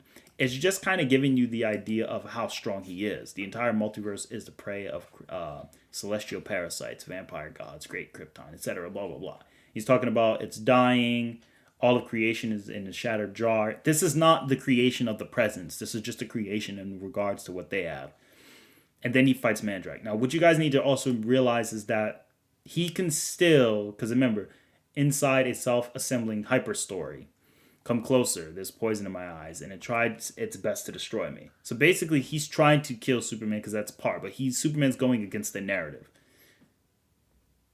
Because he's talking about the heat of 10 billion suns. That, again, this is not literal. He's way stronger than that. But again, they're spatial. It's memory, but at the same, they're not physical in a sense of like three-dimensional shapes, but there are extra higher dimensional level shape that's not physically tangible because it's mostly of thought. And they're fighting each other as a physical representation of their fight, because this fight technically happened as a memory. So this fight technically is instantaneous to everyone else outside, but within here, it is take a certain amount of time. The sound of space. See? The sound of space between now and her final heartbeat. So again, it's all physical. Quantum Superman still can be, he can bleed, he can die, he can lose. So don't think he's some outerversal, immortal entity. That's the whole point. But he still is very strong. I just wanted to kind of bring this to everyone's attention. So now you guys understand Quantum Superman is no freaking joke. No joke at all. He can definitely beat Dante from Devil May Cry. He could definitely beat Canon Goku. That's a fact. I'm just talking about he would not even look at the Anti-Spiral. Anti-Spiral would not even be able to conceive him. But the whole premise of why I'm bringing this up to you guys is just to kind of show you that he still can lose. He could still get beat up. He still could take damage. He literally could take damage. You're seeing it right here. So don't be mistaken. He ain't outerversal. He's still spatial. He still occupies a space. He still has a physical essence. And a higher dimensional physical essence or a memory-based essence. But, yeah. Anyway. That's pretty much it. Look at this infinitesimal object from the monitor world, gigantic in our own, preparing to sterilize. So, like, again, it's infinitesimal. There you go. See, more levels of infinity. So, I mean, obviously, it's like, oh, what do you scale this, ATARi? I mean, well, if I'm going to be honest with you, if I'm just going to go straight off, like, the lore, I'm going to say, like, the monitor realm should be in the 14th dimensional. I mean, the limbo should be in the 14th dimensional areas or 13th dimensional at least, bare minimum, because DC clearly follows M-theory. If we're talking about spatial temporal complexities. And then the limbo space, the monitor realm should be beyond that. I don't know how many dimensions I would personally put them at, but even if I go one dimensional higher, Cosmic Armor Superman shouldn't be anything lower than 15th to 16th dimensional. Period. He shouldn't be lower than 16th or 15th. The lowest low ball I would give him is the limbo is beyond the 6th dimension of Perpetua, and then the monitor realm is beyond that that dimension of limbo space. So at least 8th dimensional. So Cosmic Armor being beyond all monitors infinitely would make him 9th dimensional. So that's the highest you would get. But that technically is contradicted because, as you guys know, the Ultimator DC, you guys know this being who eats 10 dimensions. So if limbo space is beyond the Ultimator, then limbo space bare minimum should be at least 11th dimensional. And therefore, the monitor realm, 12th dimensional, Cosmic Armor, 13th dimensional. So Cosmic Armor, even on the low ball, is at least hyperversal. Low hyper. They add it! Nah, Michael Braxton, the 6th dimension in DC isn't outerversal. Because remember, 5th dimension is imagination. But the 10th dimension is something more abstract. So that hasn't changed. It's just the 6th dimension in DC is just a super more complex multiverse. but they don't really give you as much details. And remember, DC gets weaker and stronger as the series goes. So yeah, I am the material manifested out of explicate reality. I am what was, what shall be, what can be, and should be, and what would be, what might be, and what is, of course.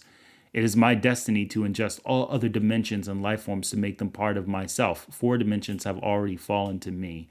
Yours shall be the 5th. Yikes. So the Ultimator is literally, I'm the Ultimator, the personification of the 10th dimension, the dimension of all. So the Ultimator is basically like super string theory. So he's basically the ultimate thing. So let's say if he was in Medaka box, he would be trying to eat the dimension. He would come from the same type of area where Naijimu comes from, the 10th dimension, or a dimension beyond. Would he lose to Anti-Spiral? I think he would beat the Anti-Spiral still, just because the way his powers are manifest and how consistent he is. Because I don't think he'd be locked. He wouldn't be locked to 10th dimension. He's the personification of 10th dimension. So infinite 10D he is. He's everything that the 10th dimension is and can be. And he's literally the dimension of all. So in some cases, I mean, I would never interpret this as like infinite, but like that's the idea. So like the idea is he's eating the 5th dimension, which means he's eating every version of Mixie that could be, should be, would be, blah, blah, blah, blah, blah. So DC, like bare minimum, I would never say Cosmic Armor is below the Ultimator. Because again, it's Final Crisis. But anyway. You're waiting for DBS to follow M theory? I hear you. But anyway, transcending maths is low outer so assuming you transcend all mathematicals in the set theory. Omnipresent isn't a speed, it's a state of being. Correct. Is pre-retcon Beyonder stronger than the modern Marvel multiverse, just as he was during his early comics? Yes, Thor's Hammer. Yes, he is. Yes, he is. What multiverse types are DC and Marvel and DBS? They're every type. DC has bubble universes. It has complex universes. Because remember, the Mixie comes from a world of imagination, Toon Force.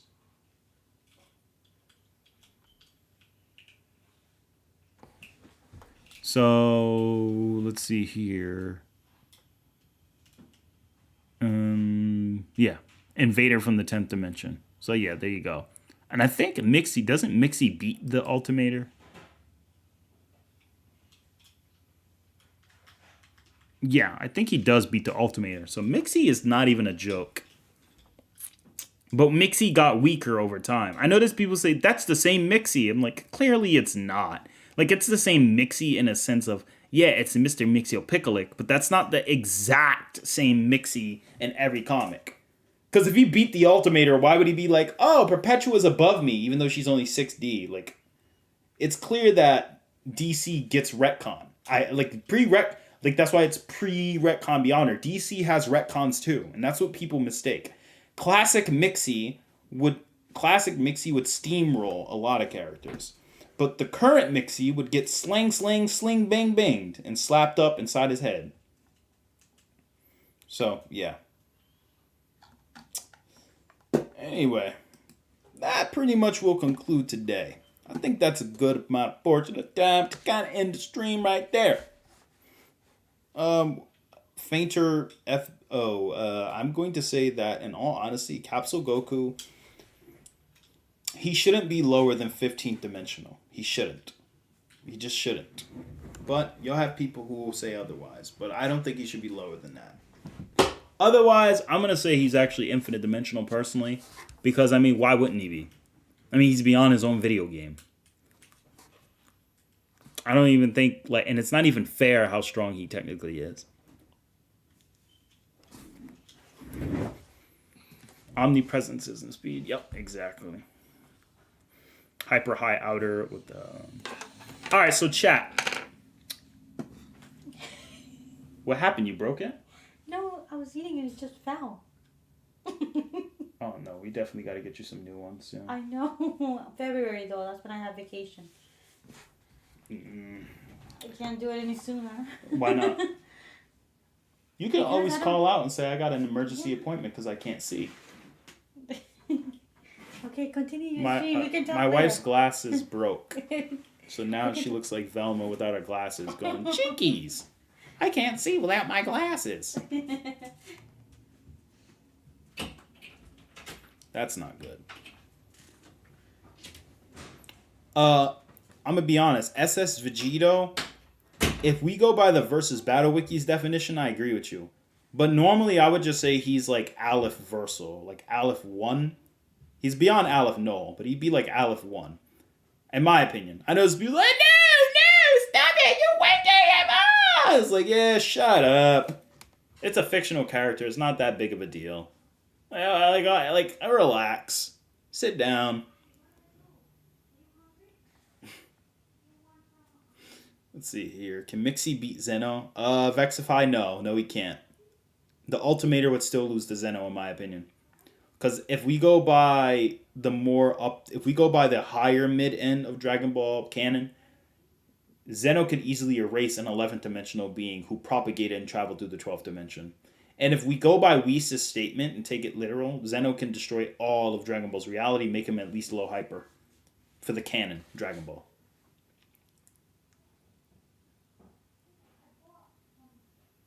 Oh, yeah, exactly. Exactly, yes, Super Saiyan 4 Vegito, exactly. Umineko versus Dragon Ball as a whole. Hey, the Dark Knight, 47. Thank you so much for the $10 donation. I greatly appreciate it. Thank you. That answered your question. Umineko versus the Dark Knight. Versus Dragon Ball as a whole. I'm going to say Dragon Ball because they got Toribot. It's like, what about without Toribot? It becomes difficult because then now we got to really, really anchor on how strong is Feather and Augustus Aurora. I'm still going to say Dragon Ball simply because. Umineko versus DB as a whole. Thanks again, man. I appreciate it. Woo! Is the Infinite Gauntlet high hyper? Infinity Gauntlet high hyper? No, Thor's Hammer, nah. The Infinity Gauntlet would be more the it might be low complex multiversal, but I'm not gonna say it's anything crazier than that. I would say Capsule Court Goku is boundless, but Zalama souls him. I don't know about that. Actually, Goku fuses with Zalama, or Vegeta does. And there are characters stronger than Vegeta and Goku even when they fuse with Zalama, so. I'm going to give it to Whis. I believe Whis can be 11th dimensional consistently and can just outpower Mixie. Mixie will have a lot more things he could do, but Whis is not going to play around with Mixie. And usually Gag and Toon Force don't really work on Whis. So Whis will know about cartoon physics already. And he might be able to replicate it because he's aware of who Arali is. Despite Arali coming from a different parallel world. Which a lot of people don't realize that Arali's world, according to Koyama, is canon of Dragon Ball. Which makes sense because there's actually a side panel comic that happens in Daizenshuu 4 that people overlook. So Goku did canonically meet Arali. Canon in the manga. So Arali's cartoonic world, there literally is a cartoon world in Dragon Ball, kind of like DC. So Dragon Ball does have a Toon Force world called Dr. Slump. That's kind of crazy for Powerscaling. So when you add that in, that's like, dang, the living world in Dragon Ball is ridiculous. Because remember, they use the time room or pendulum room to go to Arali's plane. So you can literally go to cartoon planes. In fact, let me go ahead and bring one more thing up to you guys. So all right, so this is probably going to be the first time you're going to see ATARi kind of like overshoot Dragon Ball for a bit of it. All right, so this is a happy birthday gift from Middle Track. So Middle Track is like, so guys, how many of you guys remember Middle Track was saying like, I think Frieza's universal? How many of y'all remember him saying that?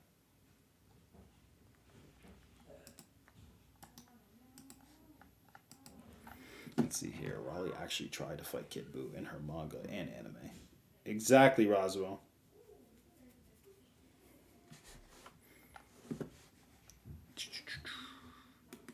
Ding ding hanti, nito, injun in a rancher. I sang on the bang bang mala. Middle Track goated. Wait, ATARi, you gonna show it? Should we show Vegeta scales? Should we show it?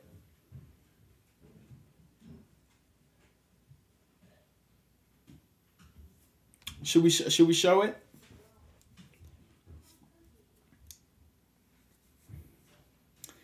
Now, like, I personally still don't agree, but I will say, and I knew about this before Middle Track even, like, before I even met Middle Track. I actually had this scan a while back, but I could never find it, so I had to search for it again.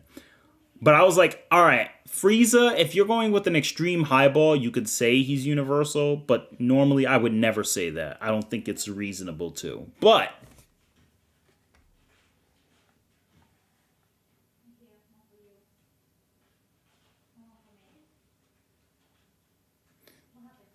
let's look at this.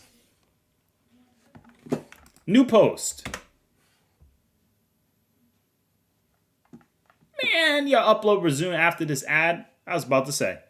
All right, so it says here, according to Fusion, which those who don't know Fusion, this is for the anime adventure game, says based on one of the hottest anime properties showing in the US, Dragon Ball Z adventure game is fusion powered. How else could, I think they meant to say we, how else could B do a game with characters that can blow up the universe with one twitch of a finger? Saga summaries and character profiles and game mechanics for every new level of infinite space bad guys in the Z fighters come across, as well as Super Saiyan rules and Android players for those powerful players who cannot get enough. That's the advertisement. Let me go ahead and give you some additional information on Mike Pondsmith's information. For those of you who never actually read the back of the book of Fusion, because there's actually a part 2 that I didn't tell people about, let's go ahead and look at that. I know people are going to copy and paste this from the stream. If you are, at least just be like, hey, yo, ATARi showed me this pretty cool scan, bro. So anyway, the evil Saiyans have been defeated, and once more Earth is safe from the invasion. But a new and even more awesome enemy threatens the entire universe. Its name is Frieza, leader of the banned superpower space pirates determined to conquer the distant world of Namek and use its Dragon Balls to achieve an immortal reign of interstellar terror. Once again, Goku and his friends must gather together to defy almost unimaginable power. Their quest will take them halfway across the universe to strange new worlds and even stranger foes. They journey to Namek and finally show down the most powerful fighters in existence. And in this far-off place, young Gohan and his friend Krillin and Bulma will be forced to the twist of fate to search from allies with old enemies, the Ruthless Saiyans. So, yeah. There you go! So, like I already knew about the argument of Frieza being at this level. Do I agree with it? Not necessarily, but at the same time, let's look at the back of the other book. There is no website. It's the actual book.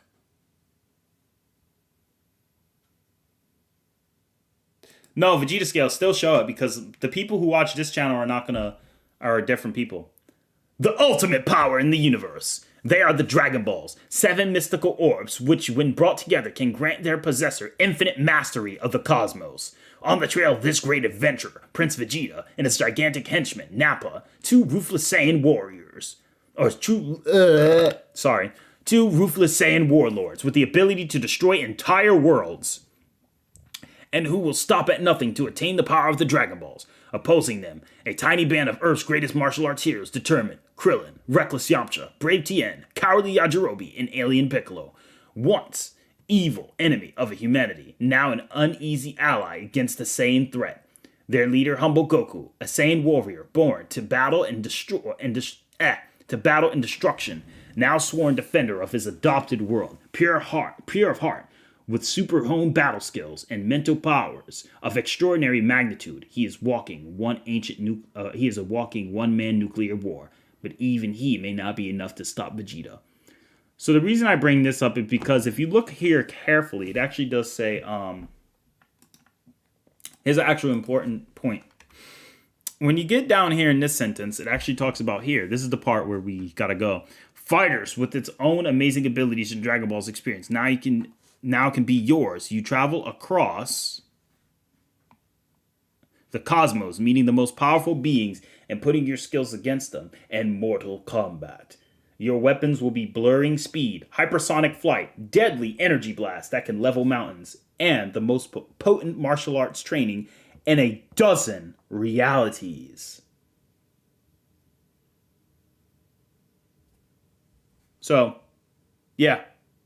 What do you guys think about that? The whole dozen realities thing. Oh, boy. It's a lot of information to take in. People really downplay Dragon Ball. I saw a dude say, "Go." So I guess its Cell is Universe Plus. Dragon Ball has all this evidence, but nah, Planet Busters. How can I not credit? Yeah, I appreciate it, Vegeta Scales. Let's see here. So if Frieza is universal, how strong is Cell and Boo? Cell and Boo are like hundreds. I mean, Buhan literally threatened the living world. So Buhan being multiversal, like, that's not unstrange. But I personally wouldn't. I don't think Frieza actually is universal, though Fusions thinks he is, and I think that's because of that scan where it's like Frieza has the power to destroy the universe, even though we know, like, narratively that's still contradicted, and even Dragon Ball Kai was trying to clarify, oh guys, we're not serious about him destroying the universe. That's why they removed the whole Frieza blowing up the galaxy. They removed that in Kai. Because they're trying to make it clear, all right, guys, he ain't that damn strong. Relax. But overall, it's still very impressive. I mean, if you're going to use it for the high end Frieza, like the highest interpretation you can get him to. But yeah, 12 macrocosms, LOL. Yo, Ra's already, like, yo, they already knew. I legit seen a guy say Goku's base is blind thing. Namasaka Frieza is Universe Plus. Yo, it's insane. Buhan's therein. Drip Sauce be soloing, bro.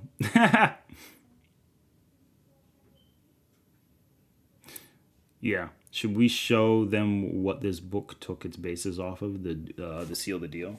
Yeah, Vegeta Scales. I'll go ahead. It's on page 35.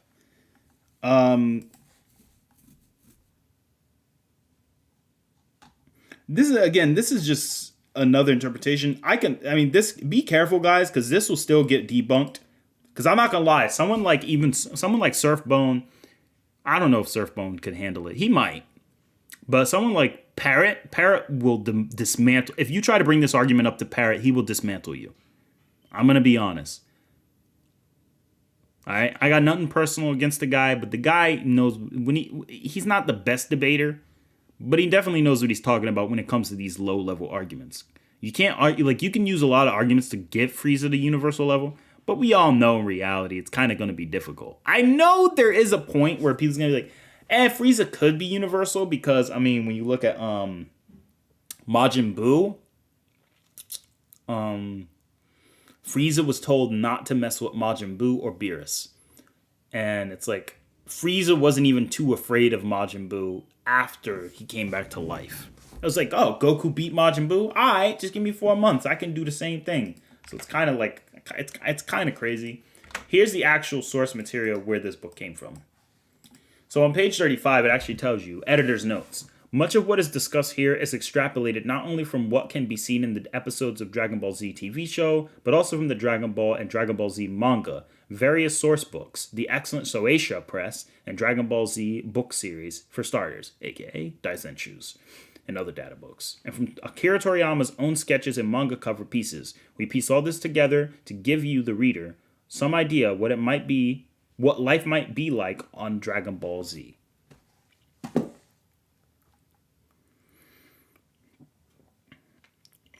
I agree, Fainter Fob. I agree. I respect Kristen Kimber and his method of scaling, but I really am disliking his scaling for King Piccolo to Sun level during the King Piccolo vs. Boro. It gets too high. I agree. I think that nobody should be universal until we start hitting Buu Saga. The only character I can even say is observable universe level or almost observable universe level is Teen Gohan. That's it.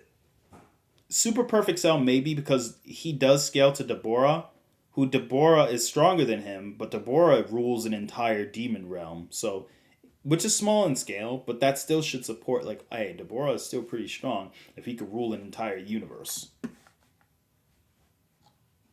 There's a statement that said there's no way to mathematically measure the power of a Saiyan. What do you think?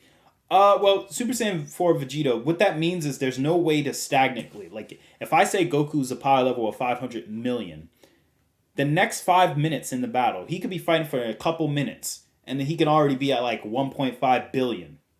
Like, dang, man, you literally just increase your power 3 times over in like a couple minutes? Because look at the Tournament of Power. Goku fought Jiren for like a minute and a half, and he already jumped into Ultra Instinct and was like 100 times stronger. Then he got a Zenkai from that. So, in fighting Khalifa and Kale for like another 3 or 5 minutes. Because remember, Tournament of Power is like, it's in minutes. It's in minutes. So, people don't realize that. So, it's like, oh, Goku's fighting Anos. I'm like, yeah, and like the next 30 seconds, he's already going to be like 5 times stronger than he was before. Remember Goku fought Beerus? Your punches are stronger than they were 5 minutes ago. Oh, yours too. Like, bro, I'm just getting started. This is just the surface of Super Saiyan God. Are you serious, bro? Yeah, my base form bypassed Super Saiyan God. Like, are you serious, Goku? Like, god dang, man, calm down. Why is everyone just jumping power? Like, it's so crazy how Dragon Ball jumps power scale. Like, that's why I would agree. You can't mathematically measure them, not because they're infinite, but mostly because you can't get like you can't get a stagnant number with them. They're always going to fluctuate. Remember when Vegeta fought Granola? He was like, my power level a couple minutes ago. A couple minutes ago is nothing compared to now. So Vegeta saying, yo, in only 3 minutes, I will solo myself. Pause. But yeah, that's essentially it. So Dragon Ball kind of crazy, man. 5D Raz, nah, bro, that's wank as hell. I mean, yeah, no. No, see, like, let me be honest. Here's the actual methodology. So, like, if we go back to like baseline of like Google or whatever, let's go to baseline of Google. Let's just type in all sagas in Dragon Ball. Let's just type all sagas in Dragon Ball. Let's talk about every saga where every character is scale. So we're going to get these sagas. I'm going to go ahead and post them in something real quick. Because we're going to go back and we're going to examine these. We're going to examine these one by one. And then we can get the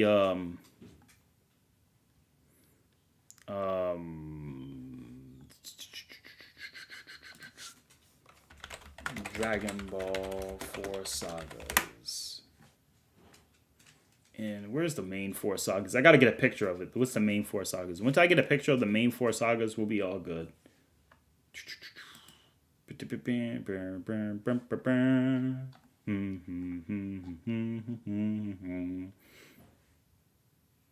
All right, so let's go ahead and talk a little bit about it.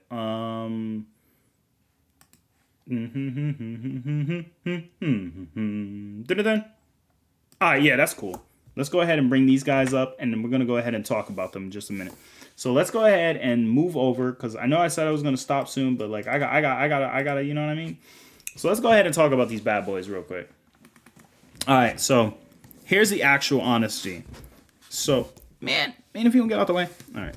So let's talk about the actual honesty of this. So power scaling wise, I'm gonna be honest with you guys. A lot of people are like overshooting this. Stop the overshooting. Let's look. Remember, you need the Trinity. All right. Don't forget about this. You need the trilogy of the feats, statements, and lore. And when you have the feats, statements, and lore, they're going to show you exactly what you need to know about the series. Because the lore acts as literally the reducer. It's the regulator. The lore makes sure that characters don't get too wildly strong. Because statements can go crazy. Like, statements can literally go crazy. Oh, go stupid. Oh, go crazy. Go stupid. Oh, like, that's literally how statements can be. Statements can literally be like, go crazy. Oh, go stupid. So why do we need the narrative or lore? Because lore is like, all right, let me keep you in check. Statements is like, all right, feats, let me keep you in check and make sure you're accurate. And feats are like, all right, let's make sure we're consistent with the lore. They kind of help each other out. And you need all of them to work in unison. Because if you don't, your power scaling is going to suck. You're going to turn into a baboon. So let's not turn into baboons. No baboons today. Where does Saiyan Saga Goku in them scale? Logically speaking, the pinnacle peak is going to be... There you go. Nothing greater or higher. Keep it simple. That's it. Planetary plus. The narrative, that's where the narrative wants us to place them at. The statements and feats and scaling can get them a little bit higher. Actually, even higher. But no, that's where they stop at. Okay, actually, I lied. No, that's not where they are.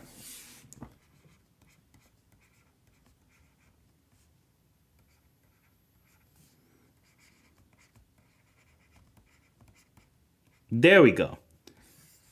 Why? Because the feats is Vegeta's gonna blow up the Earth. Alright, cool. What's the statements? Well, the statement from Vegeta is, I mean, he's gonna blow up the Earth. But the lore, when Supreme Kai says Majin Buu destroyed several hundred planets and stars in the span of a year, in the span of a few years, Vegeta's like, even Saiyans can do that. So according to Vegeta, basic Saiyans can destroy stars. Now, how true is that? Maybe Vegeta might be talking about the Ozaru of a Saiyan, which I'm not going to disagree. Like, if you're a Saiyan, and let's say your power level is like Nappa, and you're at 4,000, your Ozaru is going to make you 40,000. And I'm sure a lot of us can agree. 40K is plenty to destroy. Because if 10K is what it takes to destroy a planet, we know how power levels fluctuate crazy. So it makes sense for Nappa to get to that level. So the upper elite Saiyans, that's probably who Vegeta was referring to. So upper elite Saiyans in their Ozaru forms, I could see them blowing up a star. I mean, look at the base Saiyan got punched in the face by got hit by a moon level attack and was like, bro, are you serious? And they just said, oh, you blew up the moon. Now we're only in our base form. Bro, I'm still smacking the crap out of you. Get out of here, bro. So, I think Saiyan Saga... Exactly. Roswell is right. Saiyan Saga Vegeta can destroy multiple planets with 10K. The defeat statement of lore, so this is where Saiyan Saga characters. Planet to star. Nothing higher, nothing greater. Complete. Mission complete. If you say anything higher, you're a baboon. I'm sorry. That's the joke. If you say anything higher, you are a baboon. Because then you're going against the lore. You're going against the statements. There's no room to give them any higher. Anything else is baboonary. All right? Now, among this, moving on to the next person, let's go over here with the Namek Saga. Where do we scale them? All right. Well, Goku said Frieza could destroy entire celestial bodies, but he can't destroy one man. Frieza could destroy a planet that could survive the solar masses of additional stars. In the manga, the way the planet blew up was almost going to threaten the entire star system. So, narratively in lore and consistently, this is a place where they need to be at. Now, if we're talking Toei, we got Galaxy. Alright? Which I'm going to put in parentheses because that's Toei.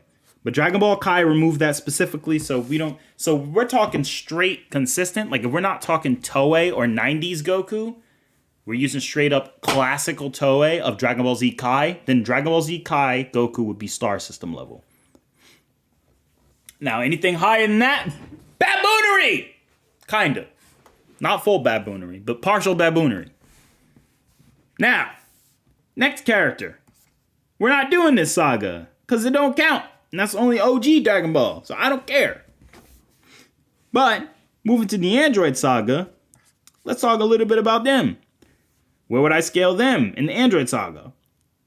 Well, given that Goku's finger can destroy Frieza, while not even trying, I'm going to go ahead and say Goku is clearly multi-solar system plus to Eve in the manga. So Goku being multi-solar system plus here is easy. So MSS, multi-solar system plus. Bam, bada boom, bada bing. Great. Anything else? The highest I would say, now, if you're using Toei, you could say high multi-galaxy level. Alright? But again, that's not part of Kai. And remember, Dragon Ball Super is only canon to Kai. The regular OG Dragon Ball is not canon to Super, for the most part. It's a separate canon. GT is canon to it, though. So if we're doing GT Goku, then we'll count all of that. We want all the sauce. But other than that, no. Now, moving on to one of the final showdowns in this predicament. We got the Cell Saga. Cell said he could destroy the entire Galactic Nebula. Narratively, we know what a Galactic Nebula can have. But Cell also says he powered up like Son Gohan. So even in the manga, powering up like Son Gohan to destroy like that portion, Cell is obviously high multi-cluster galaxy level. High multi-cluster galaxy plus. Beautiful. I would even go as far as to say very close to observable. So he's very close to observable universal level. But that's where I would stop him at narratively wise. Now, let's see. No, you know what? No.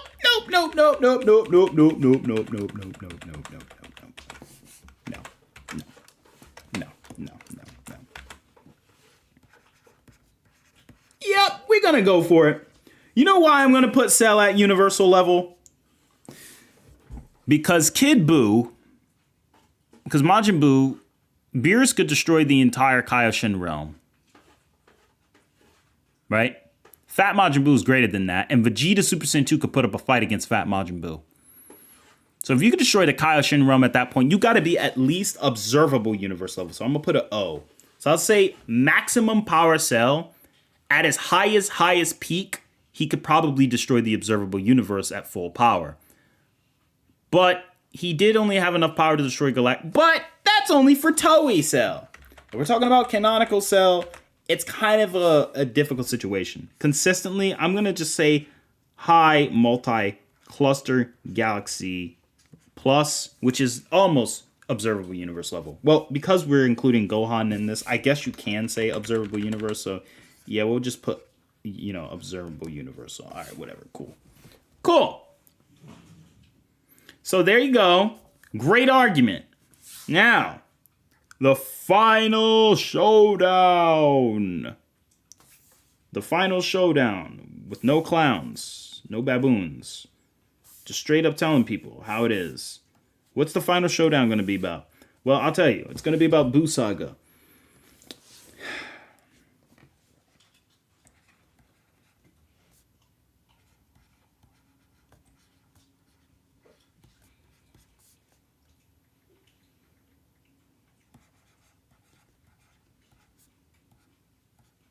Somewhere around these ranges. Mainly because of Buuhan and Super Vegito. So there you have it. Those are the arguments. Period. Very clean, very simple. Simple and clean is the aim. Okay. Now, let's go to this saga. So where are we going to put Goku and Beerus at? Well, I'll tell you where we're going to put Goku and Beerus at. First off, we know as far as their battle goes, they were 13 entire macrocosm. And based on what we know, the macrocosm is mid-complex. Go ahead and cope. I don't care. That's the fact. Next up, Frieza and Goku. They're going to stay the same. Nothing changes. They just got finitely more stronger. Then comes Hit. Nothing changed. They just got finitely more stronger. Now we're going beyond the multiverse into the neutral zone.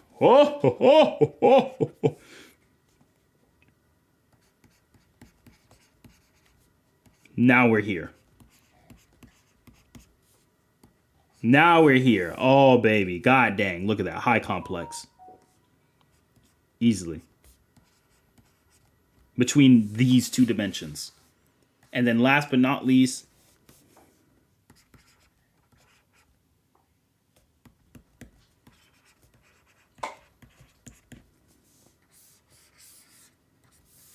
that. So there you have it.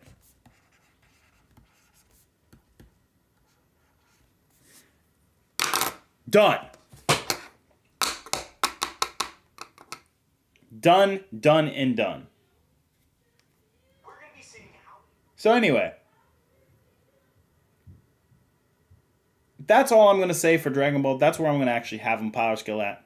I think some people try to get them too high in the beginning. Like, I could get Raditz to 5D. I'm like, why? Why would you do that? Like, he doesn't need to be. Like, why would you do that? Just so you can say, oh, Raditz destroys Ramiro. It's like, I mean, it's not going to change anything.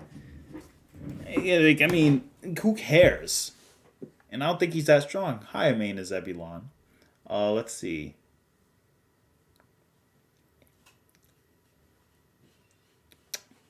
Well, Harvado, if you read it carefully, I said almost.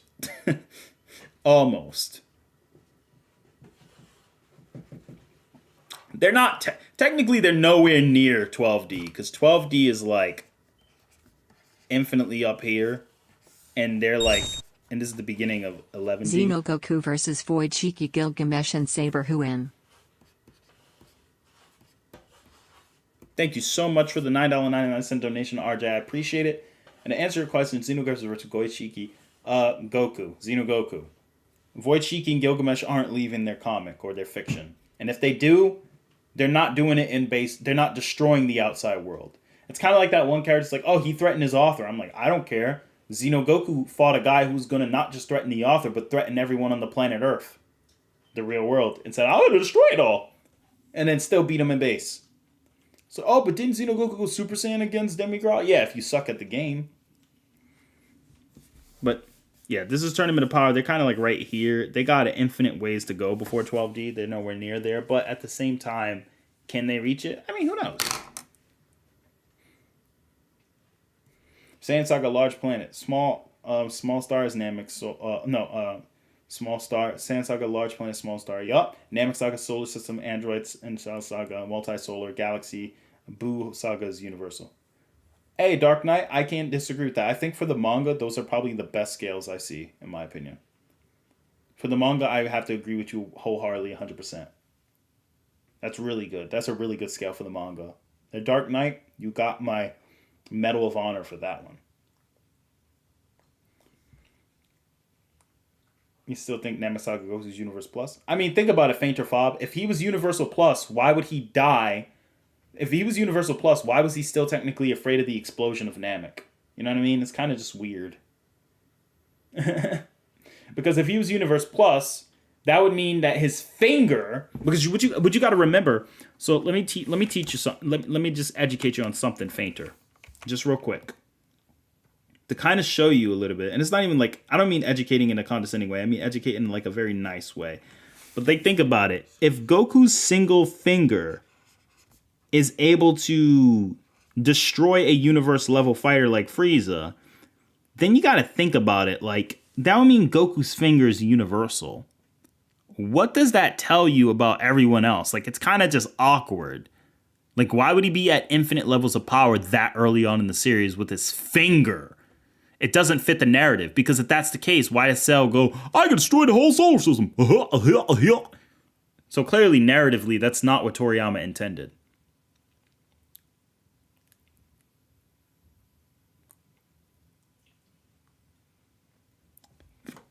At least from what we know. But it's okay. That's why I would say that's why I don't think anyone should even put Namek Saga Goku at those levels, because again, you have to think about it from a narrative perspective. Why would Toriyama mention at any point in the series, hey, yeah, Cell destroying the solar system, isn't that a good idea? And you can't say Toriyama forgot, because Toriyama still knew about a lot of things. He was working on a lot of series. Dude's smart dude. So he would clearly remember. And I think Toriyama had intentions on how strong he wanted people to be, because he still upped the scales in Dragon Ball Super with the gods. So it's very clear he kind of knows what he's trying to do with like the narrative scaling. Because Buhan, or the Buu characters, was supposed to be so much astronomically stronger, it's not even comparison. And how do we know this? Because remember, Pikkon, when he fought Cell, Pikkon one-shot Cell. Goku can deal with Pikkon in base. So it's implying that Goku's base form was stronger than Super Perfect Cell. That's why even in the manga, when Supreme Kai is like, oh, we got to take out Deborah. And Goku's like, oh, that's it? That's easy. So Goku literally thought Deborah was an easy fight. The same guy who Trunks had to go Super Saiyan. It's like Goku would have no-diffed him. Goku would have no-diffed Deborah, which is probably Super Saiyan 1. Mastered Super Saiyan 1. And the fact is, Supreme Kai was terrified of them. And Supreme Kai is confirmed to be as strong as Mastered Super Saiyan Goku. So even manga-wise, the narrative still is kind of in Toriyama's favor, where he's like, yeah, I want them to be this strong. So Book Saga characters are definitely astronomically stronger. But I think if we're going to respect Toriyama's writing within the story and what he's truly trying to communicate to us as readers, he's trying to communicate to us. He's not like Grant Morrison, where he's like, look at the infinite story with all of this and all these big, giant jargon and big words that Grant Morrison uses. Beautiful writing still. But Toriyama doesn't use that. He's kind of straightforward. So if Toriyama's trying to tell us that Cell's solar system level and Gohan's only a little bit time stronger than him, or like, oh, Gohan is way stronger than him, because if Goku's base can beat Super Perfect Cell, and Goku had to go Super Saiyan 2 just to bypass his son, then yeah, Super Saiyan 2 Gohan hitting possibly those levels makes a little bit of sense. But in Namek Saga, it's kind of out there, because I mean, it doesn't really add up very well. I mean, remember the scan I shared? Like, I shared that scan kind of for fun, but remember, Fusion's or Fusion's Core or Fusion's Lab, whatever the company is called by Mark Pondsmith and his wife Lisa Pondsmith, if I recall, that whole idea is to make RPG games for Dragon Ball. Now, they did get their info from the source material, but that doesn't mean everything they say is pristine, because remember, they said they got it from the TV show, Fun Animation.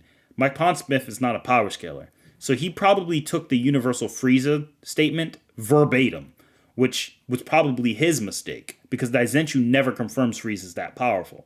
Because they would have clarified he was. They tell us Buhan had enough power to wipe out the universe in Daizenshu 7, but they never tell us that Frieza had that much power. So if it was in their intent for Frieza to be that strong, they would have told us that. And keep in mind, Daizenshu 7 came out in 1996. Kai wasn't even around, and GT didn't even really start up at that time. So technically speaking, narratively, that's where they wanted these characters to be at. So that's why I don't personally put not even personally, this is why I believe, generally on the preponderance of evidence, evidentially wise, that's why we don't really scale them any higher. So you got to be careful with those things. Because, I mean, if you're going to put Goku at that level of Universal that early on, then a lot of questions come into fruition. Like, it's like, oh, he has enough power to blow up the planet. It's like, okay, why is that a big deal? Oh, he has enough power to blow up a star. Or he said he's going to blow up the solar system. Like, all right, why is that a big deal? Goku's Universal. Oh, but Cell could blow up the universe. I'm like, yeah, but like if we gave Goku universal powers that early, that would mean his fingertips are universal. And I don't think Goku's fingertips are universal that early. So we got to kind of look at everything and kind of lay it out on a big sheet. And when you do that, it makes everything a lot more straightforward and easy. So this is not a call out or anything. It's just kind of a level of correction. We got to be careful when we do these power scalings, because a lot of people, they think it's just like 1, 2, 3. It's so linear. It's like, not really. There's a lot of nuances you got to look at, because if the story is going against the statement, it doesn't add up. That's why we fall under the category. And I'm sure you guys have heard this before, which is for feats, and which is an exaggerated statement not meant to be taken super hyper literally, which I'm going to be honest, I rarely use these terms, but that would be an example.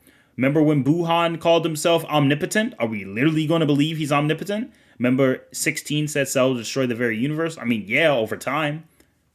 But do we honestly think Cell can do... I mean, do you honestly think Cell can just say, yeah, I'm going to wipe out the universe? Bam. Because if he did, why would he just talk about, hey, got enough power to destroy the solar system? Why didn't Toriyama stick with that narrative on the whole universal threat? But then Toriyama just backtracks and says, nah, let's make Cell destroy the solar system or the galactic nebula. It's kind of just too wonky. And so And another reason why I'm telling you guys to not use these arguments is because other people who know how to do basic debates, and Roz will tell you, they will body you in a debate. You won't win unless they suck. They'll body you in a debate because then you have to look at the narrative and the story before you start doing things like that. Because then it just becomes, because if we can argue Frieza is universal level for real, then we could literally have Rimuru be like upper hyperversal. Seriously. We can literally get Rimuru to upper hyperversal then. By that same logic, if we're going to extrapolate statements and take them verbatim like that, but all the evidence, I'm like, yeah, all the evidence for Rimuru. Rimuru literally has abstract control over certain concepts. I mean, you can't even deny it. It's like literally in the novel. Denying it is just disingenuous and ignorant. And look at Annals Voldigold. And then look at Daizere. Look at Umineko. These characters who control concepts on some level or degree, same thing. So we got to be careful with some of these statements, because if we keep doing that, then everyone's going to be too strong. Everyone's going to be universal. Or everyone's going to be mad powerful. So we kind of got to be careful with that. Saying Goku is universal in Namek Saga is the equivalent of saying Ichigo is 6-dimensional when Aizen made his statement. And even then, Ichigo has a little bit more supporting evidence than Frieza does. Because all Frieza really has is one statement by King Kai and a statement from Fusions, which the literal scan I showed you guys had a typo. A lot of people don't realize that. That's the reason why I said I get where the argument comes from, but I would never use it. I mean, the same scan itself, first off, and I'm gonna just bring this to everyone's attention right now real quick in regards to this. First off, to kind of talk to you guys a little bit about this scan. This scan, let's go ahead and bring it up on the main screen one more time before I go.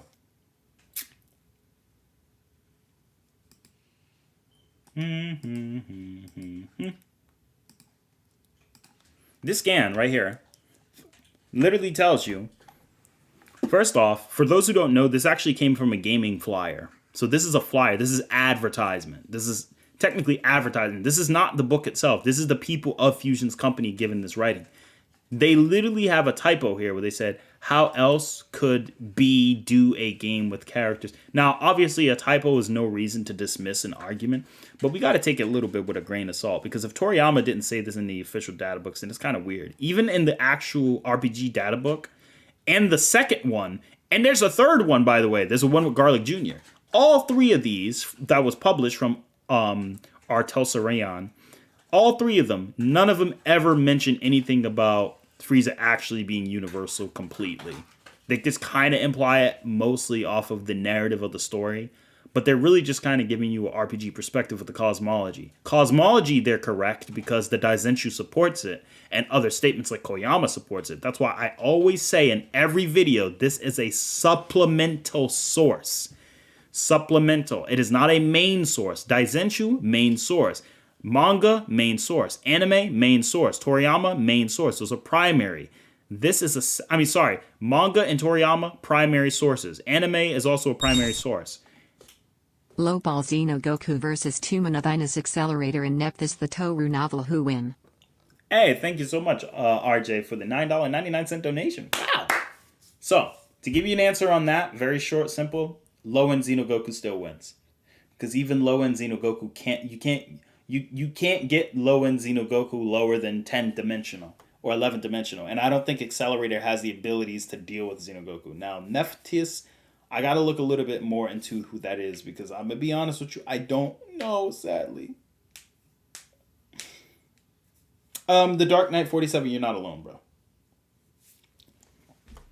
SSJ4 Vegito is correct. Rimuru doesn't get past regular multiversal.